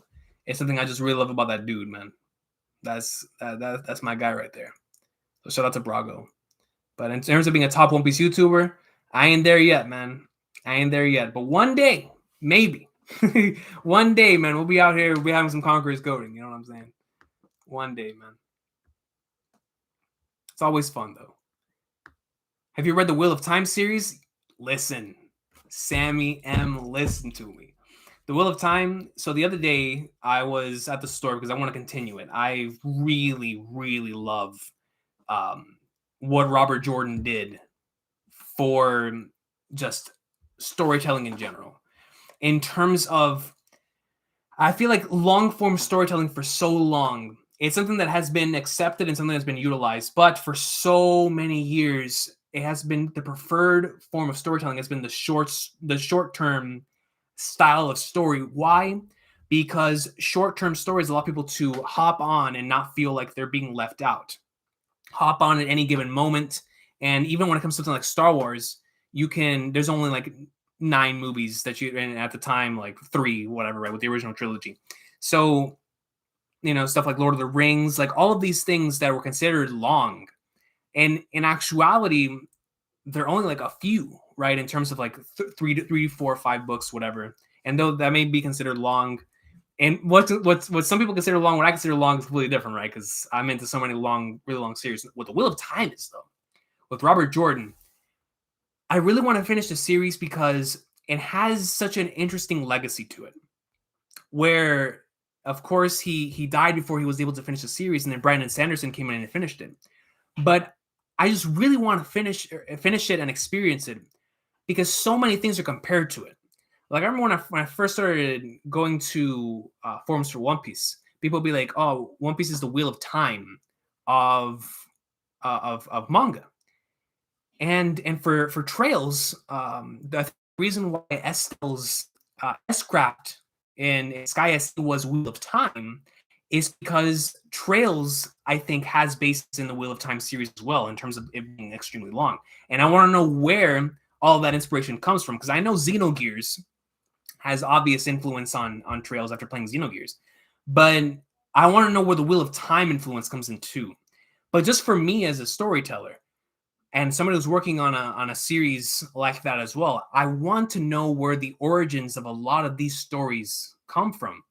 And I want to see, you know, I want to experience another long form story that can really grab me and keep me immersed and whatnot. But to know that a series like that exists in our day and age, a series that went on from at some point and continued to go on until just the other day, is really, really amazing because you normally only see that in weekly serialized stuff. Television shows like The Simpsons still going, South Park still going, stuff like that. In manga, One Piece, Hajime no Ippo, all that stuff. Like in serialized stuff, you don't normally see it out of movies, video games, and novels. So to know that somebody was releasing novels like that, even though it is not good for the market, like if you're somebody who's into marketing, whatever, you know that whenever you're putting something out there, you want it to where anybody can experience it when it first comes out. So that's why so many people released like stories that are either trilogies or you can experience one without experiencing the others, because that way, anybody can come in here and read it and experience it. The Wheel of Time, that is not that. Like, that is a continuous story, and that's why I have so much respect for that. For examples like Trails, like, you need to experience every single game to completely understand what's going on in the current game. And so stories that actually take that risk, the risk of losing potential viewership to tell the ambitious story that they're trying to tell, I have to experience it. I have to experience the rest of the Wheel of Time, man. So I'm looking forward to it. I'm definitely looking forward to experiencing both the books and the series when it comes out, man. What's your favorite anime from Funimation? I mean, what? I'm talking about like a dub? I mean, obviously my favorite. I mean, it doesn't One Piece belong to Funimation in America? So I mean, that's the obvious answer. Besides One Piece, what else is on Funimation? I mean, back in the day, I really loved Castor and Sins. You remember Castor and Sins? And I know Funimation was the one that dubbed that. Castor and Sins was really good. Now, Dragon Ball, of course, is up there. I'm still trying to think about from Funimation. Like, are we talking about just the dubs? Because Yu Yu Hakusho, man, that dub, Cowboy Bebop, the dubs, man, those dubs, baby. Like, yeah, I don't know, man, I don't know. But I guess we'll see. We'll see, right? We'll see. But yeah, obviously my favorite anime, if we're counting that one, is from Funimation is One Piece. Oh, don't hurt me like this, SK Jor. Don't hurt me, bro. I was just thinking about this, man. Like, hey, Recon, do you think that Hunter x Hunter is ever coming back? It's such a shame if Togashi's incredible story doesn't come to an end. So here's my thing. I have actually come to accept that if Togashi never comes back, I'm honestly good with it. If he does come back, all power. Y'all know how much I love Hunter x Hunter. To continue that story it would be the greatest thing. But I have gotten to the point, honestly, where I love what Togashi gave us with Hunter x Hunter already so much, and I've already gone back and re-experienced it so many times, that even if he never writes another chapter ever again and Hunter x Hunter is left incomplete, it'll still feel complete in my heart. Because that's just the way that he wrote the story. When you experience something that impacts you in the same way that the Chimera Ant arc impacted me, I feel like he never has to finish it. At least for me. And I felt the same way about Berserk. So that was completely different circumstances. But when I realized that Berserk was going to be ending with an incomplete story, though obviously, like I said, a very different circumstances, but I was like, you know what? Even though the story was left incomplete, and even though we're never going to know what happens, what has already taken place is so phenomenal that not having an ending is not going to take anything away from what happened before. And what happened before is absolutely masterclass. So that's the way I feel about Hunter x Hunter now, man. If Hunter x Hunter ever ends, or if Togashi ever comes back to continue writing, I'm down for it. But if we never get another chapter of Hunter x Hunter, it's still going to be one of my favorite series because of the stuff that's already been there. Is stuff that I've never seen anyone else replicate. Because no one else can write what Togashi can write. So if it never ends, it never ends. If you're asking me, I think he'll come back at least one more time. We're going to see Togashi at least one more time. I don't know when it's going to be. But I think it's going to go back for at least one more run. And if we'll never see him again after that, we'll never see him. But I do think it's going back at least one more time. Because I think he at least wanted to wrap up this portion that we're on. Because the last part that we were on, you could just see and you can tell that Togashi was trying stuff out that he had never tried before in any of his other series. And trust me, I know Togashi's my favorite mangaka. Like, I've experienced every single one of his works. And so when the dude is trying out new things, like Araki is in JoJolion, there's still some stuff left in the tank So you already know, man, that when Togashi ends up coming back, it's going to be something special. It's going to be something special because you saw what he was doing. He was trying out multiple POVs within Hunter x Hunter. And it wasn't even the main characters. It was Terror Sandwich.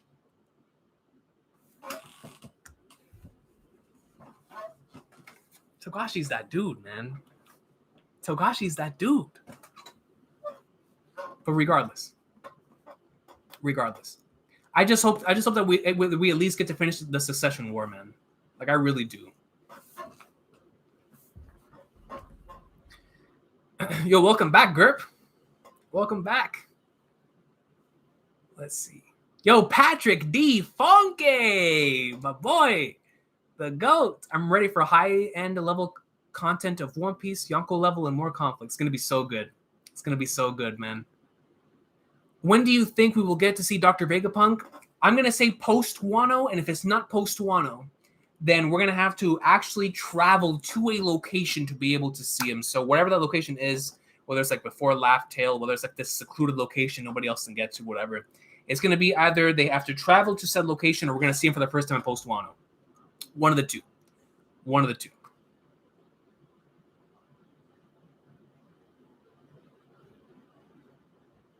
Random question, do you think end of series Toriko can defeat the strongest version of Madara? My friend thinks so, but I think he's insane for saying that. End of series Toriko versus the strongest version of Madara? Yes. Yes, and my reasoning for this is this. We never got to see Toriko at his strongest. I'm going to repeat that one more time. We never got to see this man Toriko at his strongest. We saw the third Oni one shot.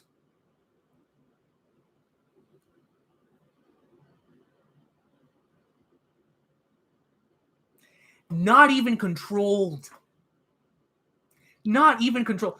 This man Toriko, bro, listen to me. If this individual, if we ever got a third that space arc in Toriko, and he was able to completely master blue, red, and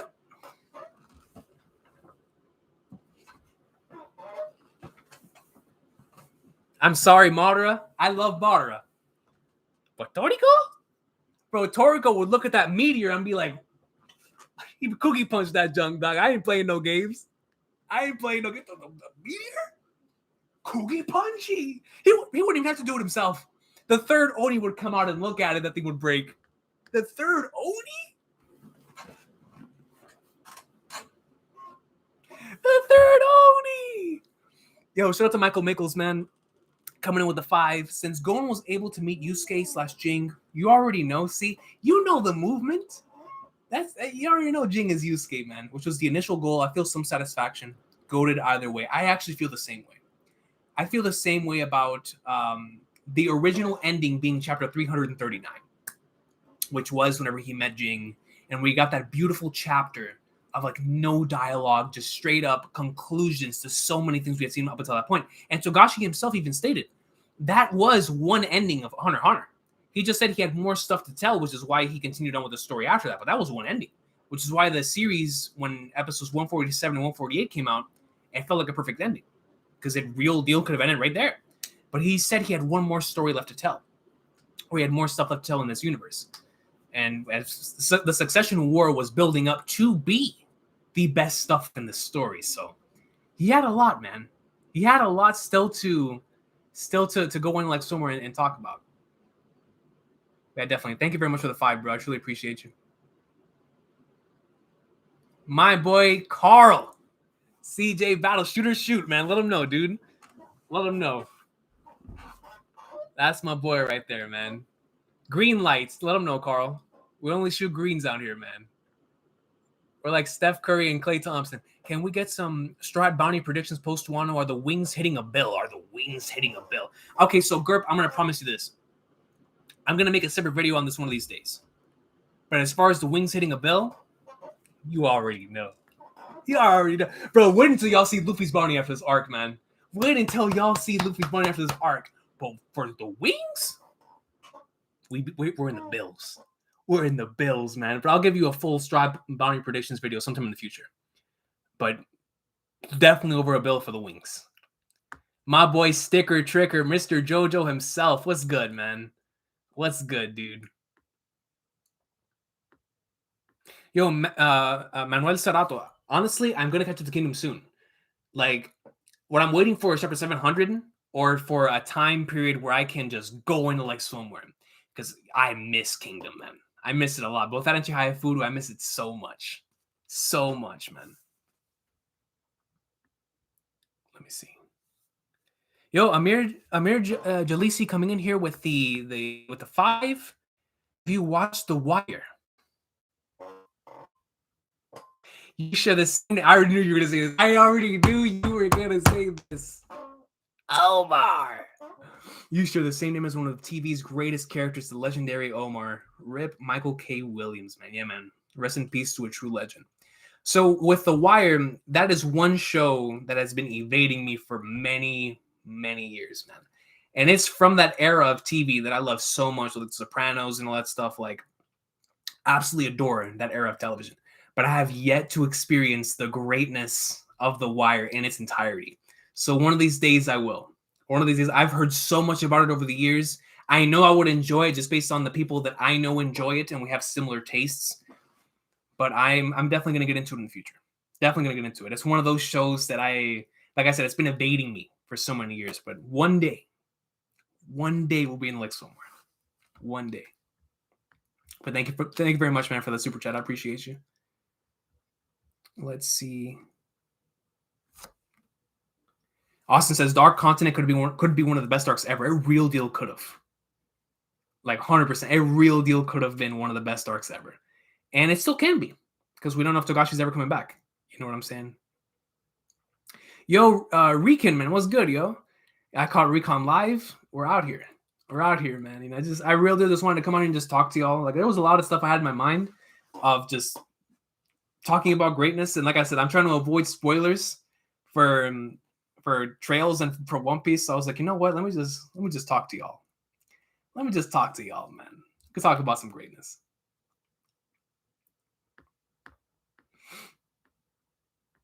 Thoughts and predictions on JoJo Lands. Ooh. Now, I don't want to spoil anime onlys, so I'm gonna keep this as brief as possible. But I do think we're gonna continue the connection in part 7, part 8. If you know what I'm talking about, you know what I'm talking about. We're gonna continue the connection.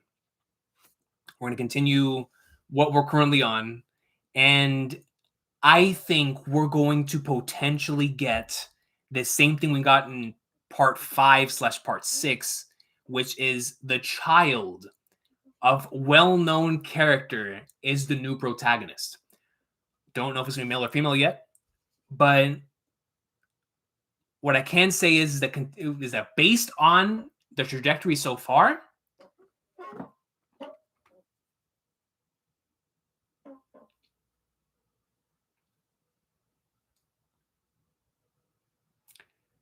I'm going to say this right now, man. If Diego had a child. All right, I'm done. I don't want to spoil nobody. I don't want to spoil anybody, man. I don't want to spoil my anime onlys. I don't want to spoil my anime. But if Diego has a child out there somewhere, we're in for some peak fiction. We're in for some peak fiction, man. We're in for some peak. When will you catch up to Kingdom? Definitely trying to catch up to Kingdom as soon as possible. Hopefully in October, like I said. Hopefully we'll try to get to that as soon as possible. So it's like right now, man, like anytime I get a chance to record, I always have like one video I want to do, and it's hard to like, that's the thing about doing reaction videos, is that because there's so much other content that I'm trying to get out too, it makes it to where, man, like, so let's just say, like, so for this week, right? If I wanted to, if there was like this one thing I had in my mind, I'm like, man, I gotta do that. And then for Dylan, I'm like, man, like I want to read this too. So what I'm gonna try to do is hopefully one of these days I can just sit down and just start it. Just be like, man, Kingdom, let's go, dude. Let's start going up in like swimwear. Again, because it's been a long time since I've read Kingdom. I think I haven't read Kingdom since like the beginning of the year. So it's been a while. It's been a while.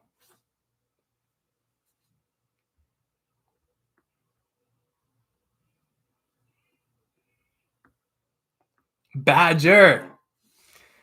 Nah, Badger, you're my goat, son. You're my goat, dude. Yo, Badger, like I said, man, let me know when it comes to this Kuro no Kiseki, man.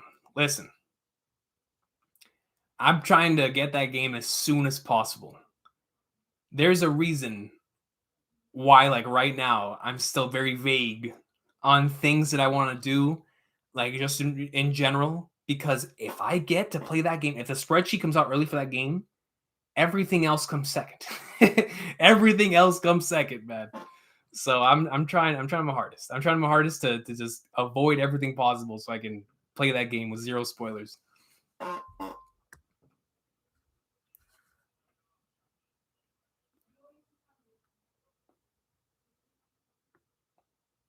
That's interesting. People believe that there'll be a big battle in Elbaf, Sun God Luffy versus Moon God Enel. If Enel comes back and they fight again in Elbaf, the rematch, yo, my hype levels would be insane. My hype levels would be crazy. What? Yo, shout out to Power Rangers coming back with the 5 again. Okay, there's no question about it now. Power Rangers definitely was the one that knocked my window earlier. Can Whitebeard break the barrier wall with his quake vibrations because glass is easily broken by vibrations? That is very interesting. That's extremely fascinating. Can Whitebeard break the barrier fruit? I mean, can he? Should be able to conquer his coating with the quake fruit, with the tremor fruit. He definitely should be able to do so. The thing is with the barrier fruit is that nothing. He'd even block the king's punch. That's. I kind of want to say yes, but the barrier fruit has yet to showcase any type of weakness, man. So I don't know. That's tough. You're asking me, I say yes because it's Whitebeard. I'm never going to neglect Whitebeard's greatest, but not. But yo, that's the whole purpose behind that fruit. The whole purpose behind the barrier fruit is that it's able to block anything, right? Dang, that's wild. That's a really good question. I'm gonna say no. Yes. I don't know, man. I don't know, dude. Yeah, you caught me, man. You caught me in 4K. I don't know. I don't know. I don't know. That's kind of hard.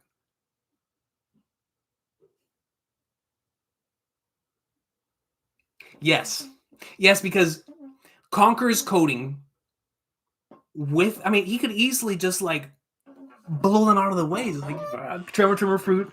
Then Conquer's coding is talo. That thing out of here. Yeah. Okay, it's Whitebeard. It's Whitebeard. I'm gonna say yes. It's Whitebeard. You feel me? It's Whitebeard. I'm gonna say yes. Barry Bonds, not Barry Bonds. Home run status. Yo, Recon, your videos have been fire lately, and that's big facts. Yo, I appreciate you, man. I really, really do. Like, it's been a lot of fun, man. I've been trying out a lot of new things on the channel lately, especially when it comes to like the editing. I'm trying to write out some more videos of like and stuff. So like I'm trying to see different things that I can like it's like the expiration period, right? Like this entire year for me has been trying to figure out what I can do, what more I can learn, and all that stuff. So it's been a lot of fun. I'm not gonna lie. Like this year, just when it comes to the video creation process, I have approached it differently than I have in previous years, and it's been a lot of fun. So I truly appreciate that, man. Thank you for that. We're almost at the 2-hour mark, so I think I'm gonna be wrapping up soon. I'm gonna go get some food. You know what I mean, man, and it'll be good for the rest of the day. Let me see. To think 3 years ago I didn't read /watch One Piece, best decision I've made. That's crazy, Joel, man. Like I feel the same way. Like just in terms of you think back to whenever you first got into the series, and you're like, man, I can't believe there was a point in time in our existence where we weren't into this thing. Excuse me, that's been such a major part of our lives now. Excuse me. Well, I'll be letting you know, my guy. Don't worry. Got Thursday and Friday off to test out this visual novel OCR thing. You let me know how it goes, man. Let me know how it goes because, dude, Kuro, man, that thing. You need to inject it. You know what I'm saying? You gotta inject it. Have you read Vagabond? I have. I need to read the. I think I want to say.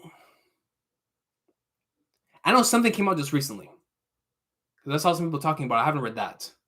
It was like Inoue's vision of the final chapter or something. I haven't read that, but I have read it up until that point. The Kojiro flashback is still in my favorite arcs ever. I love that flashback. I need to do a reread because that's one of those manga that I read in all the way back then that I haven't read in years, and I feel like I need a massive refresher, both for Inoue's mangas and for Urasawa's. Because 20th Century Boys is still one of my favorites, but because I haven't read it in so long, it's like, man, every single year I'm like, man, I need to go back and reread that. Like that was one of those series that I only read like once or twice, but it was forever etched as one of my favorite series ever. So I got to go back. I got to re-experience Vagabond and that's forever one of my favorites. I love Real, man. Real greatness, slam dunk heat, and I gotta reread Vagabonds. I gotta reread some of those Urasawa works. Like Billy Bat, I've only read that once. So I got to reread that again. Monster, of course, one of these days. So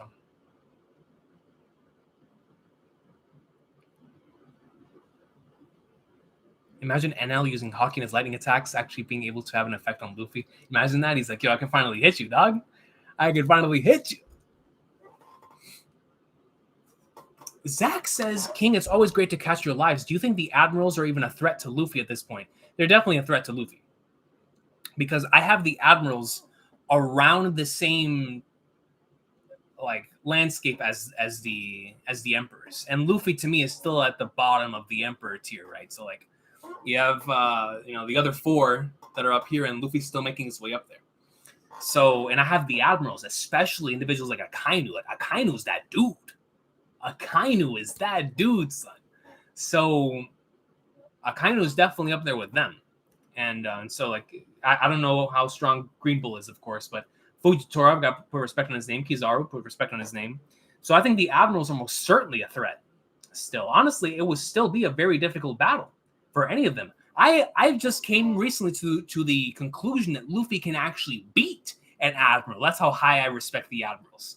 You know what I'm saying? So it's like now that we see him progressing post Wano, Luffy can beat an Admiral. That was my thought process going into this arc. So it's like, yo, now my boy can go up and like swimwear. So to me, the Admirals are most certainly a threat. I don't think it is as big of a difference between Yonkos and Admirals. I think they are in that same type of tier because if they weren't, the world government wouldn't put the Admirals there to try to balance the seas. If one emperor at full health, you know what I'm saying, is enough for all of the world government, then what's the point of even having the system in the first place? You gotta have some balance. So I think they're all monsters, especially somebody like Akainu. I think Akainu's the strongest. Akainu's just that dude, man. Akainu's just that dude. But most certainly, I think that Luffy at the end of this arc, like I said before, less about Admirals being a threat to Luffy, and after this arc, Luffy is like unquestioned. Kizaru, like y'all remember back in Marineford when Luffy when Luffy was taking on the three admirals? Imagine that, but now with the coat Luffy, Emperor level, in front of the three admirals, and he's like, "Yo, let's throw down, man! Like I can see y'all now, man. See me 1-on-1. Y'all don't want it. See me on the court, dog. I don't care who it is, man. You want to if it's Akainu, you want to 1v1 Kizaru, like." I was scared. Well, Luffy's never scared of no one.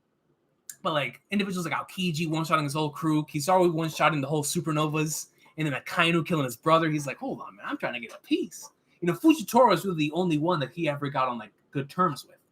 But so the other ones, they can all catch the hands. Luffy's like, yo, Akainu, come here. Come here, man. He's gonna have the hands up. The moment he sees Akainu, they're up. They're up. They're up, man. He's like, yo, Akainu, see me, dog. You're over here calling me Dragon no Musco and all these things. Calling me my name, man. I'm Monkey D. Luffy, man. I'm gonna be king of the pirates. Like, come on, man. This man a Kainu, dude. The coach, yo, BG Dragon 1 coming in with BGN5. BGN. Bulgarian? Is that 5 Bulgarian? Or am I tripping? I want to say it is. But thank you, dog. I truly appreciate you. And then he drops another 5 Bulgarian. Says, dude, I always wanted to ask you who you prefer, the giants or the tontatas? And who is your favorite species in One Piece? The giants or the tontatas? I mean, for me, it's the giants, 100%. Like, the tontatas are cool. They're really nice. But the giants, I've been fascinated in the concept, the very idea of the giants since Little Garden. So, and just the Elbaf stuff, the giants we've seen so far, like Jaguar D. Saul. I mean, awesome dudes. And now when we're getting deeper into the history with like the Onis, and I want to know where like the concept of the Onis and the giants, where that mixes. Because let's just say Onis and giants are a part of that same tree, right? So the tree of Onis and giants are similar. So can Ors be a part of that same class, even though he is in Kaido? Kaido we know now is like just recently is confirmed as an Oni and whatnot, but he's huge. So it's like, where does the line blur for Onis and giants? So with that being said, that's why I'm so fascinated in the giants, because they are the most fascinating part of the story in regards to the lore. And the fact that One Piece characters are so like huge in terms of how tall they are regularly, you're telling me there are characters that are just way bigger than them? It's like Void Century implications, man.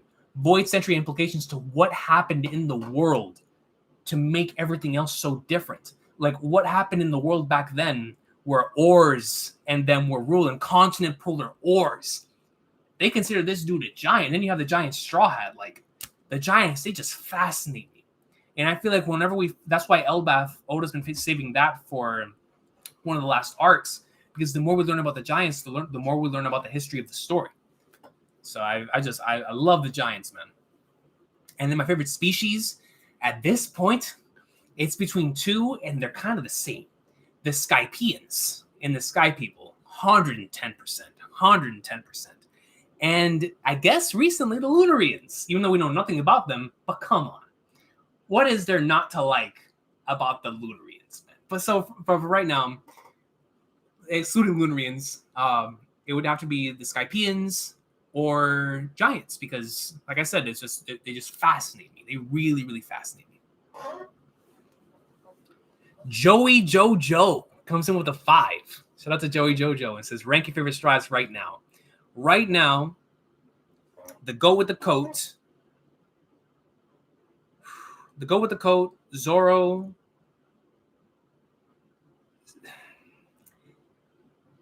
The thing is, Zoro, Sanji, and Nami are like so close, man. They are so close. I want to say right now, it's like the go with the coat, Luffy, Zoro. The Sanji hype has been. I'm gonna go with Sanji third, man. Like, usually Nami's either the second or third. Right now, the Sanji hype is real. So Sanji third, Nami, Usopp, Robin, or I don't know, man. Do I really like Usopp more than Robin still? Nah, I do, man. That's my boy. But now Robin has been kicking some major flagnards lately, man. So yeah, those two.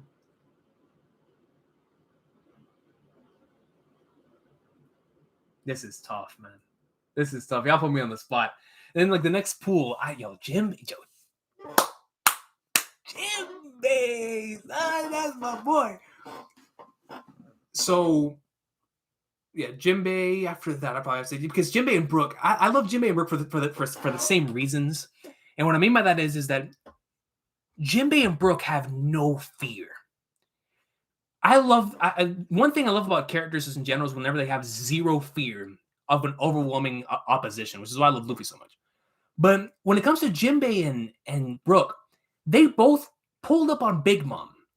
and did the nastiest things, man. Like, Jinbei looked at her and was like, yo, I'm leaving your crew. Not only am I leaving your crew, but dog, I'm going straight to the actual Pirate King's crew. Why? Because an emperor is nothing to the king of the pirates. It is like, wow. Like, yo, Jinbei's that dude. And Brooke, young lady? Young lady? Yo, Brooke? Okay, so then after that, you know, it's sad because I used to have Frankie towards the higher half, and he's been going ham in this arc. But it's just the Straw Hats have been so good, man. The Straw Hats have been so good.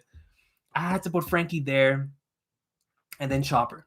And the thing is, I love them all, but Chopper is definitely my least favorite at this point. Not only has he not been able to do as much lately, but like whenever he's on screen, it's always like, as much as I love him and as how funny he is, it's like, yeah, Chopper's last. Chopper's last, man, for me, honestly. But like the other ones are just so hard to rank right now. But it's tough. It's really, really tough. But like that's the thing. Like Frankie, I think used to be higher than Jinbei and Brooke for me. But the thing that put him a little lower now is that it's that fearless energy from Brooke and Jinbei, dude. I vibe with the energy heavy, man.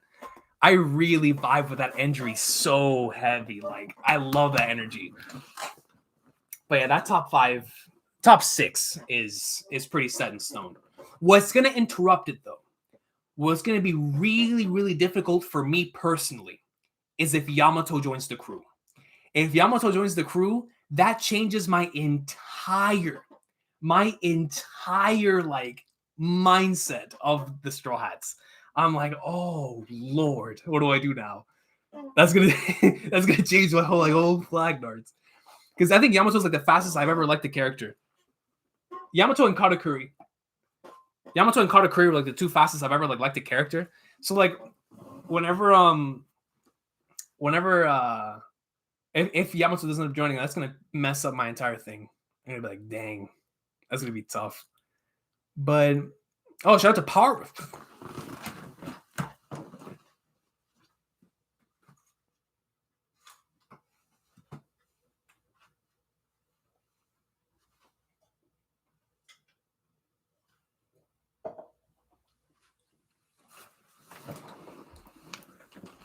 Power Rangers.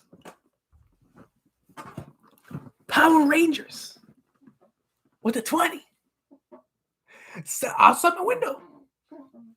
Still outside the window. Yo, Power Rangers coming up with a 20. Says, we all know Blackbeard moves with a purpose. Oh, you already know he does, man. That's the man with the plan. For example, he wanted the darkness fruit for a reason which we don't know yet. So is there a purpose to getting Whitebeard's fruit? Because he knew he needed both fruits to do something. That is very fascinating.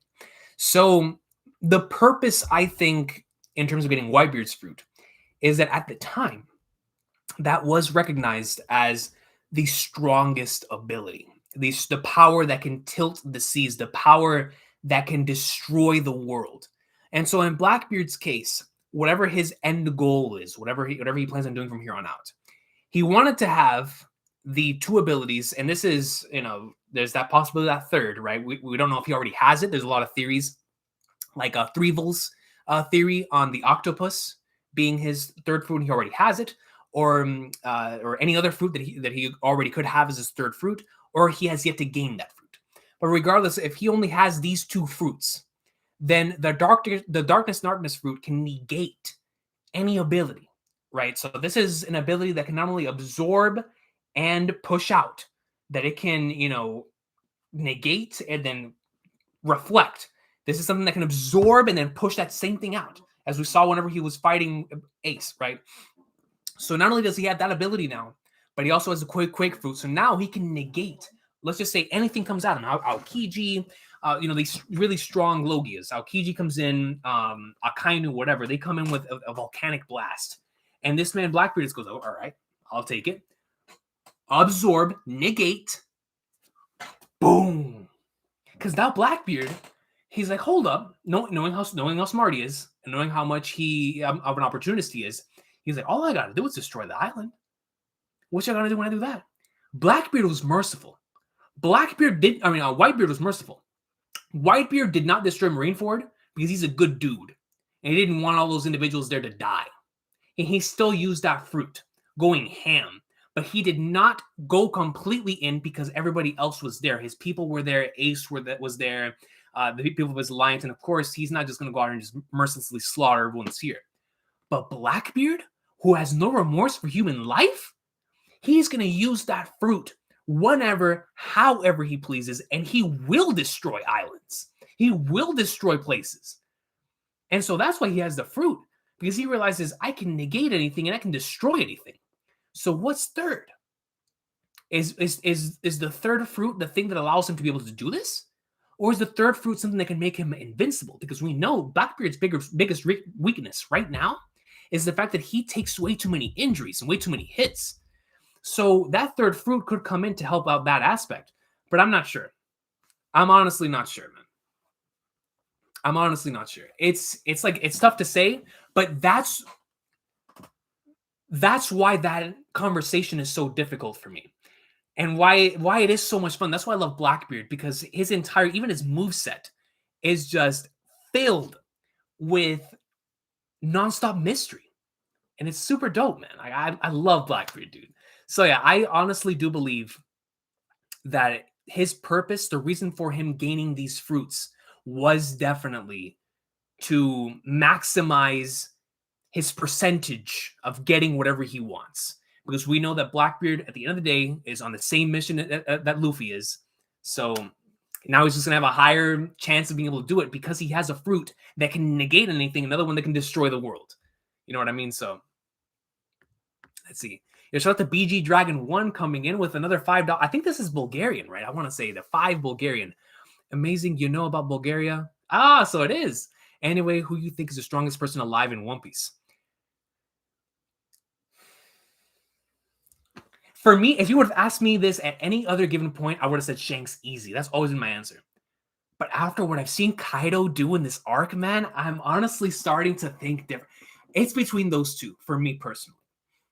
It's between Shanks and Kaido. Shanks, just for me, I've always believed that he was the one that we were going to be that we were going to have to like be better than in order to be the best in the world. Like, to me, he was always the gold standard. Like, Shanks was just that dude, and that's it. Strongest hockey, the most proficient hockey users on his crew, everything. He's just that dude. And so for me, Shanks has always been the strongest. But after seeing what Kaido has done in this arc, how could you not say Kaido? I mean, you know what I mean? But the thing that's stopping me from saying Kaido is that it's Shanks, man. So it's between those two. Our strongest person alive in One Piece is one of those two. And I know people like to say Dragon. If it is Dragon, Dragon's that guy. Instant Messenger Sama, obviously, is going to have to be a very threatening individual later on down the line, too. But we're talking about right now, for me, I think it's going to be a pirate. It's either the original Go with the Code and Shanks, or it's Kaido. Personally. It's just that when you look at what Kaido's doing in this arc, look at what he's doing in this arc, y'all. Look at what he's doing. Look at everything that he's done so far. And Shanks stopped him from going to Marineford. Think about that for 1 second, man. Think about that for 1 second. Kaido wanted to go to Marineford. We know the connection he has to Whitebeard. Shanks stopped him. I don't know if he stopped him by fighting him or if he stopped him by having a drink with him. But regardless, Kaido had the respect to be like, hold up. I'm good. Shanks, you're right. I'm good. It's one of those two. The thing is that I believe that Kaido is the strongest in terms of physical strength and in terms of his durability, in terms of him being able to tank so many attacks. I've never seen anybody tank as many attacks as Kaido. My man is a walking tank, bro. I thought Whitebeard was a walking tank, and he is, because the man was sick in doing all of this. But Kaido? He is the army. The Tobiropo barely did anything. King and Queen have been chilling. Who has put in the most work in this arc by far? Kaido! Kaido's the reason the scabbards are down. Kaido's the reason that the worst generation is sweating. Kaido's that dude, man. He transcends all types of just, I don't know. So it's between Shanks and Kaido. Shanks just personally and Kaido logically, right? That's the way I'd answer that. Yo, my people, my boys. You got Jersh, my boy Jalen, Trey. Look at the goat mustache. You already know, man.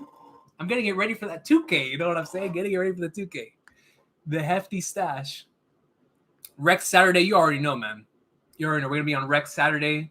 If only y'all could get on today, man. We play some Rec today, but it is what it is. Yeah, definitely. We'll play some Rec on Saturday. 100%. Yeah, shout out to my boys, man. Those are my boys right there.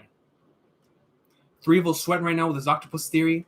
Yo, Threeville, I haven't been able to see any of his other videos after that. But based on the thumbnails I've seen floating around, he seems like somebody who's putting out a lot of bangers right now. I definitely should check out some more stuff on his channel. Let me see. I've been watching your videos for a while now, and believe me, the only person on earth so far that matches my vibe while watching, reading, or talking about One Piece is you, bro, my man. Yo, I'm glad to know there's somebody else out there who loves the series as much as I do, bro. So shout out to you. Shout out to you for loving the greatness. Because honestly, man, it's only the love that's going to keep it moving. You know what I'm saying? Let's see. Yo, Jussie Z. It's good to see you in a live stream now, yo.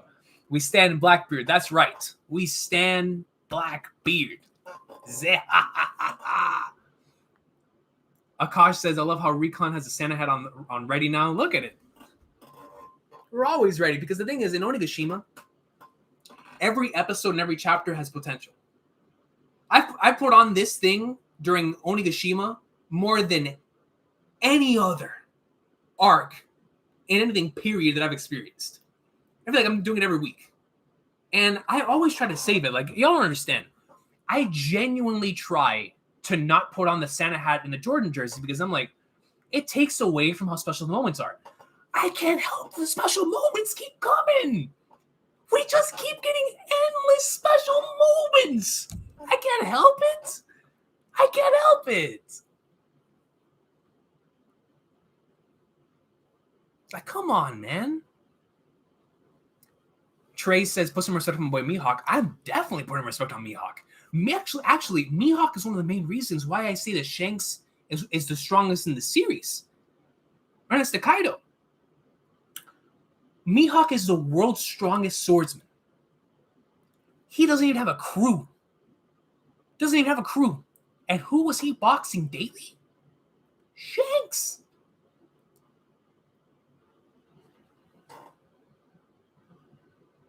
Mihawk is so strong. The dude has no... Right now, he is one of the only individuals that I know that is by himself. And I was still not sweat if somebody pulled up on him. Like, an admiral could put up on Mihawk and I'd be like, yo, he's good. It's Mihawk. He's good. He's good. He's good. He's good. He's good. Like, Mihawk's that dude. And that's the reason why I put so much respect on Shanks' name, man. He's like, yo, the dude 1v1 Mihawk for years. Like, come on, man. Do you remember Uber Hikari and the old anime YouTubers? Yo, that was my era, man. That was my era, dude. I'll never forget Uber Hikari. He was one of the individuals I went to the most for Hunter x Hunter. You remember whenever Hunter x Hunter was going on weekly at the time? And he would release those chapter reviews. I would always watch those, man. That and just listening him talk about, like, there's a couple of series that he recommended that I still have in my mind to this day. Like Space Runaway Odeon, I think it was called, or Ideon. One of those. But he always talked really highly about that show, and I always wanted to check it out. So yeah, man, definitely. That was my era, man. Yo, Sticky Nut Juice, thank you so much for stopping by, bro. I truly appreciate you, dog. Orlin comes in with another Tom Nook 100. Thank you so much, fam. What are your thoughts on Buggy's strength? Is he really that weak, or is he hiding for some reason? It's hard to believe someone from Roger's crew is that weak. For me, Buggy is actually OP. And I'll tell you this. Is there really anybody right now with a blade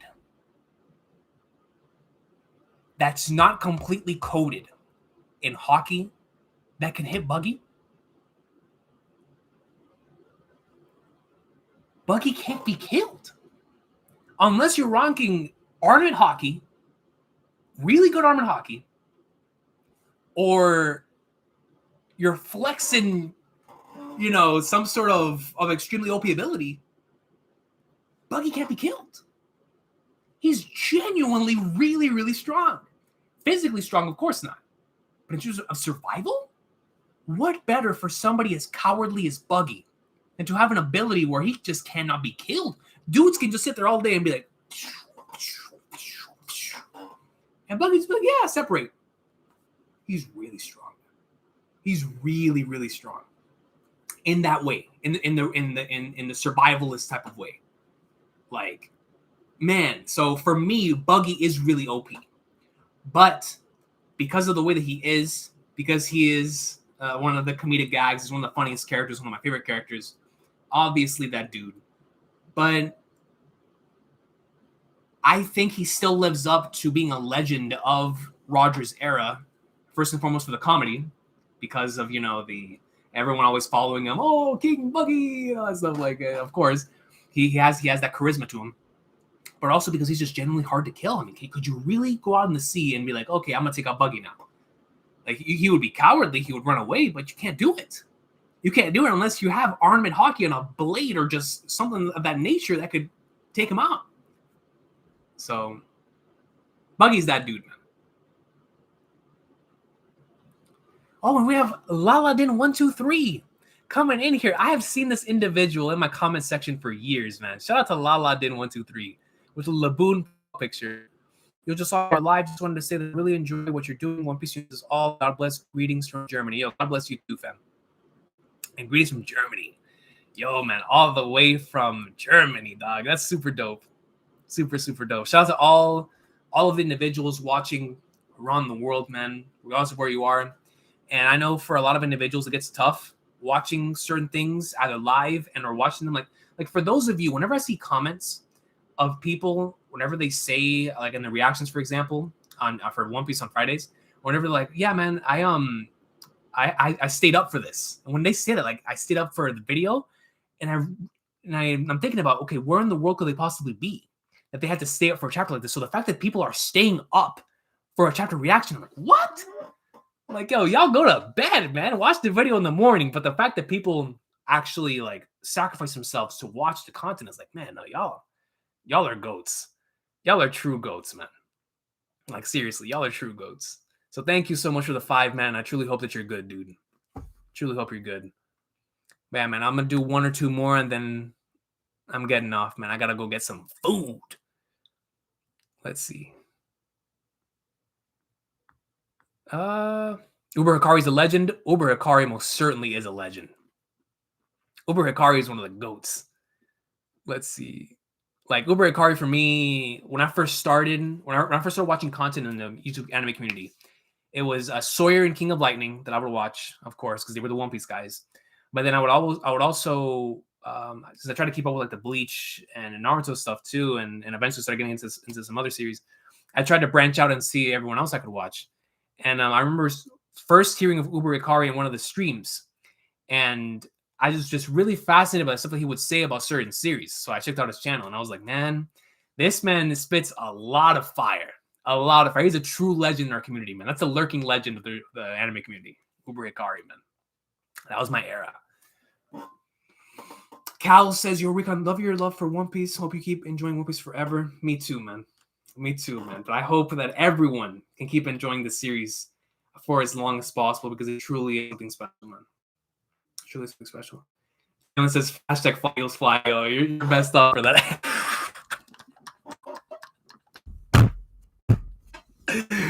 Yo! Oh, bro, look, man. Just for that, when we get on 2K, I ain't passing you the ball, dude. I'm taking all the shots.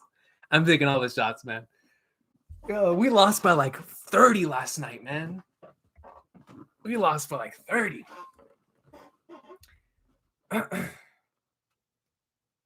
Let's see. Fun fact for you, Recon, the One Piece anime has been contracting some of the best animators in the industry. I've been noticing, like, I saw that the Black Clover individual did something. I saw that the Black Clover individual did something for One Piece. Like, I think it was episode, what was it? 978, I think it was. Where I was like, hold up, this is really, really dope. Like, yo, the individual from Black Clover would be working on One Piece. And I think he did like the Law cut whenever Law went in and pwned one of the individuals from Kaido's crew. I was like, oh, that's super, super cool. Super dope, man. So the fact that we're going out and getting some other individuals to work on our series is really awesome. Animated by a bunch of Mob Psycho 100 animators. Ooh, the Thunder Bagua? Yeah, Roof Piece. You already know they're bringing everyone. For Roof Piece, they're bringing everyone, son. It's going to be wild. That's going to be super fun. All right, I'm going to answer this one last question, and then we're going. We're going, man. Well, first and foremost, shout out to the King Tedishnitch in the comment section for not only still rocking the Tedishnitch, but I always see you in the comments. Love you, man. And thank you for always the support, yo. Let me see. So here we go. With another individual I've been talking to for years. Andre Villafranca. Shout out to a legend, man, of the channel. Are you a fan of Baki, the best martial arts manga? I have the most minimal experience with Baki. But what I have seen from it, yo, the fights look crazy in that series, man. I went over to my cousin's house one time while he was watching the Netflix series, and I saw a couple scenes, and my mind was blown. I was like, hold up, man. This reminds me of whenever I used to watch Toriko, or I used to read Toriko. I'm like, yo. So one of these days, I'm going to have to read the manga instead of the anime, because people have told me that the anime skips around a lot.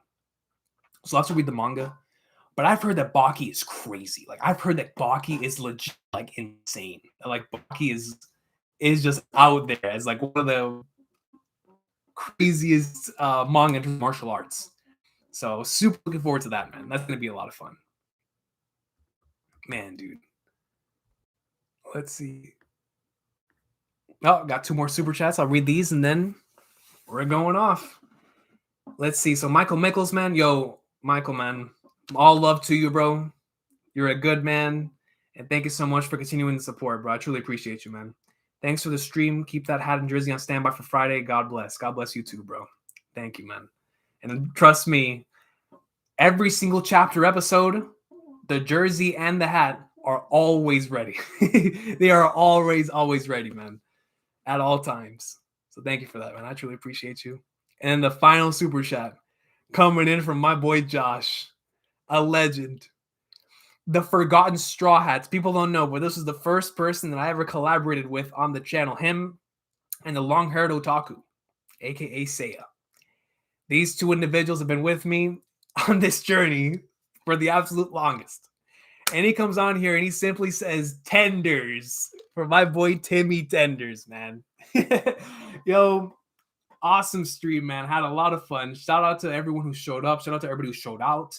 I truly appreciate the support, man. I'm going to go get some food, relax, and enjoy the rest of the day. But yo, y'all have an awesome one. Peace out. I'm still stressing this, man. Josh said tenders. Yo, Jalen, man, get your boy, bro. Get your boy, man. Oh, and here comes another one. Here we go. We got my boy Jersh, the legend, my duo on Warzone, saying Law is the best One Piece character. I mean, he's a legend. That's Trafalgar Deepwater Law, man. You know, you can't. That's that dude. That's that dude. Yeah, Law is definitely one of the best characters, though, man. That's that guy. He's one of the rawest characters, who also has just one of the best character arcs, journeys, just in general. Like, he's a straw hat. I don't care what nobody says. He is a straw hat, bro. He is a straw hat. Like, Law is definitely a straw hat. But if you're asking me, the Go with the Coast, the best One Piece character. But yo, I'm done. Y'all have a good one. Law greatness. Once again, thank y'all so much for stopping by.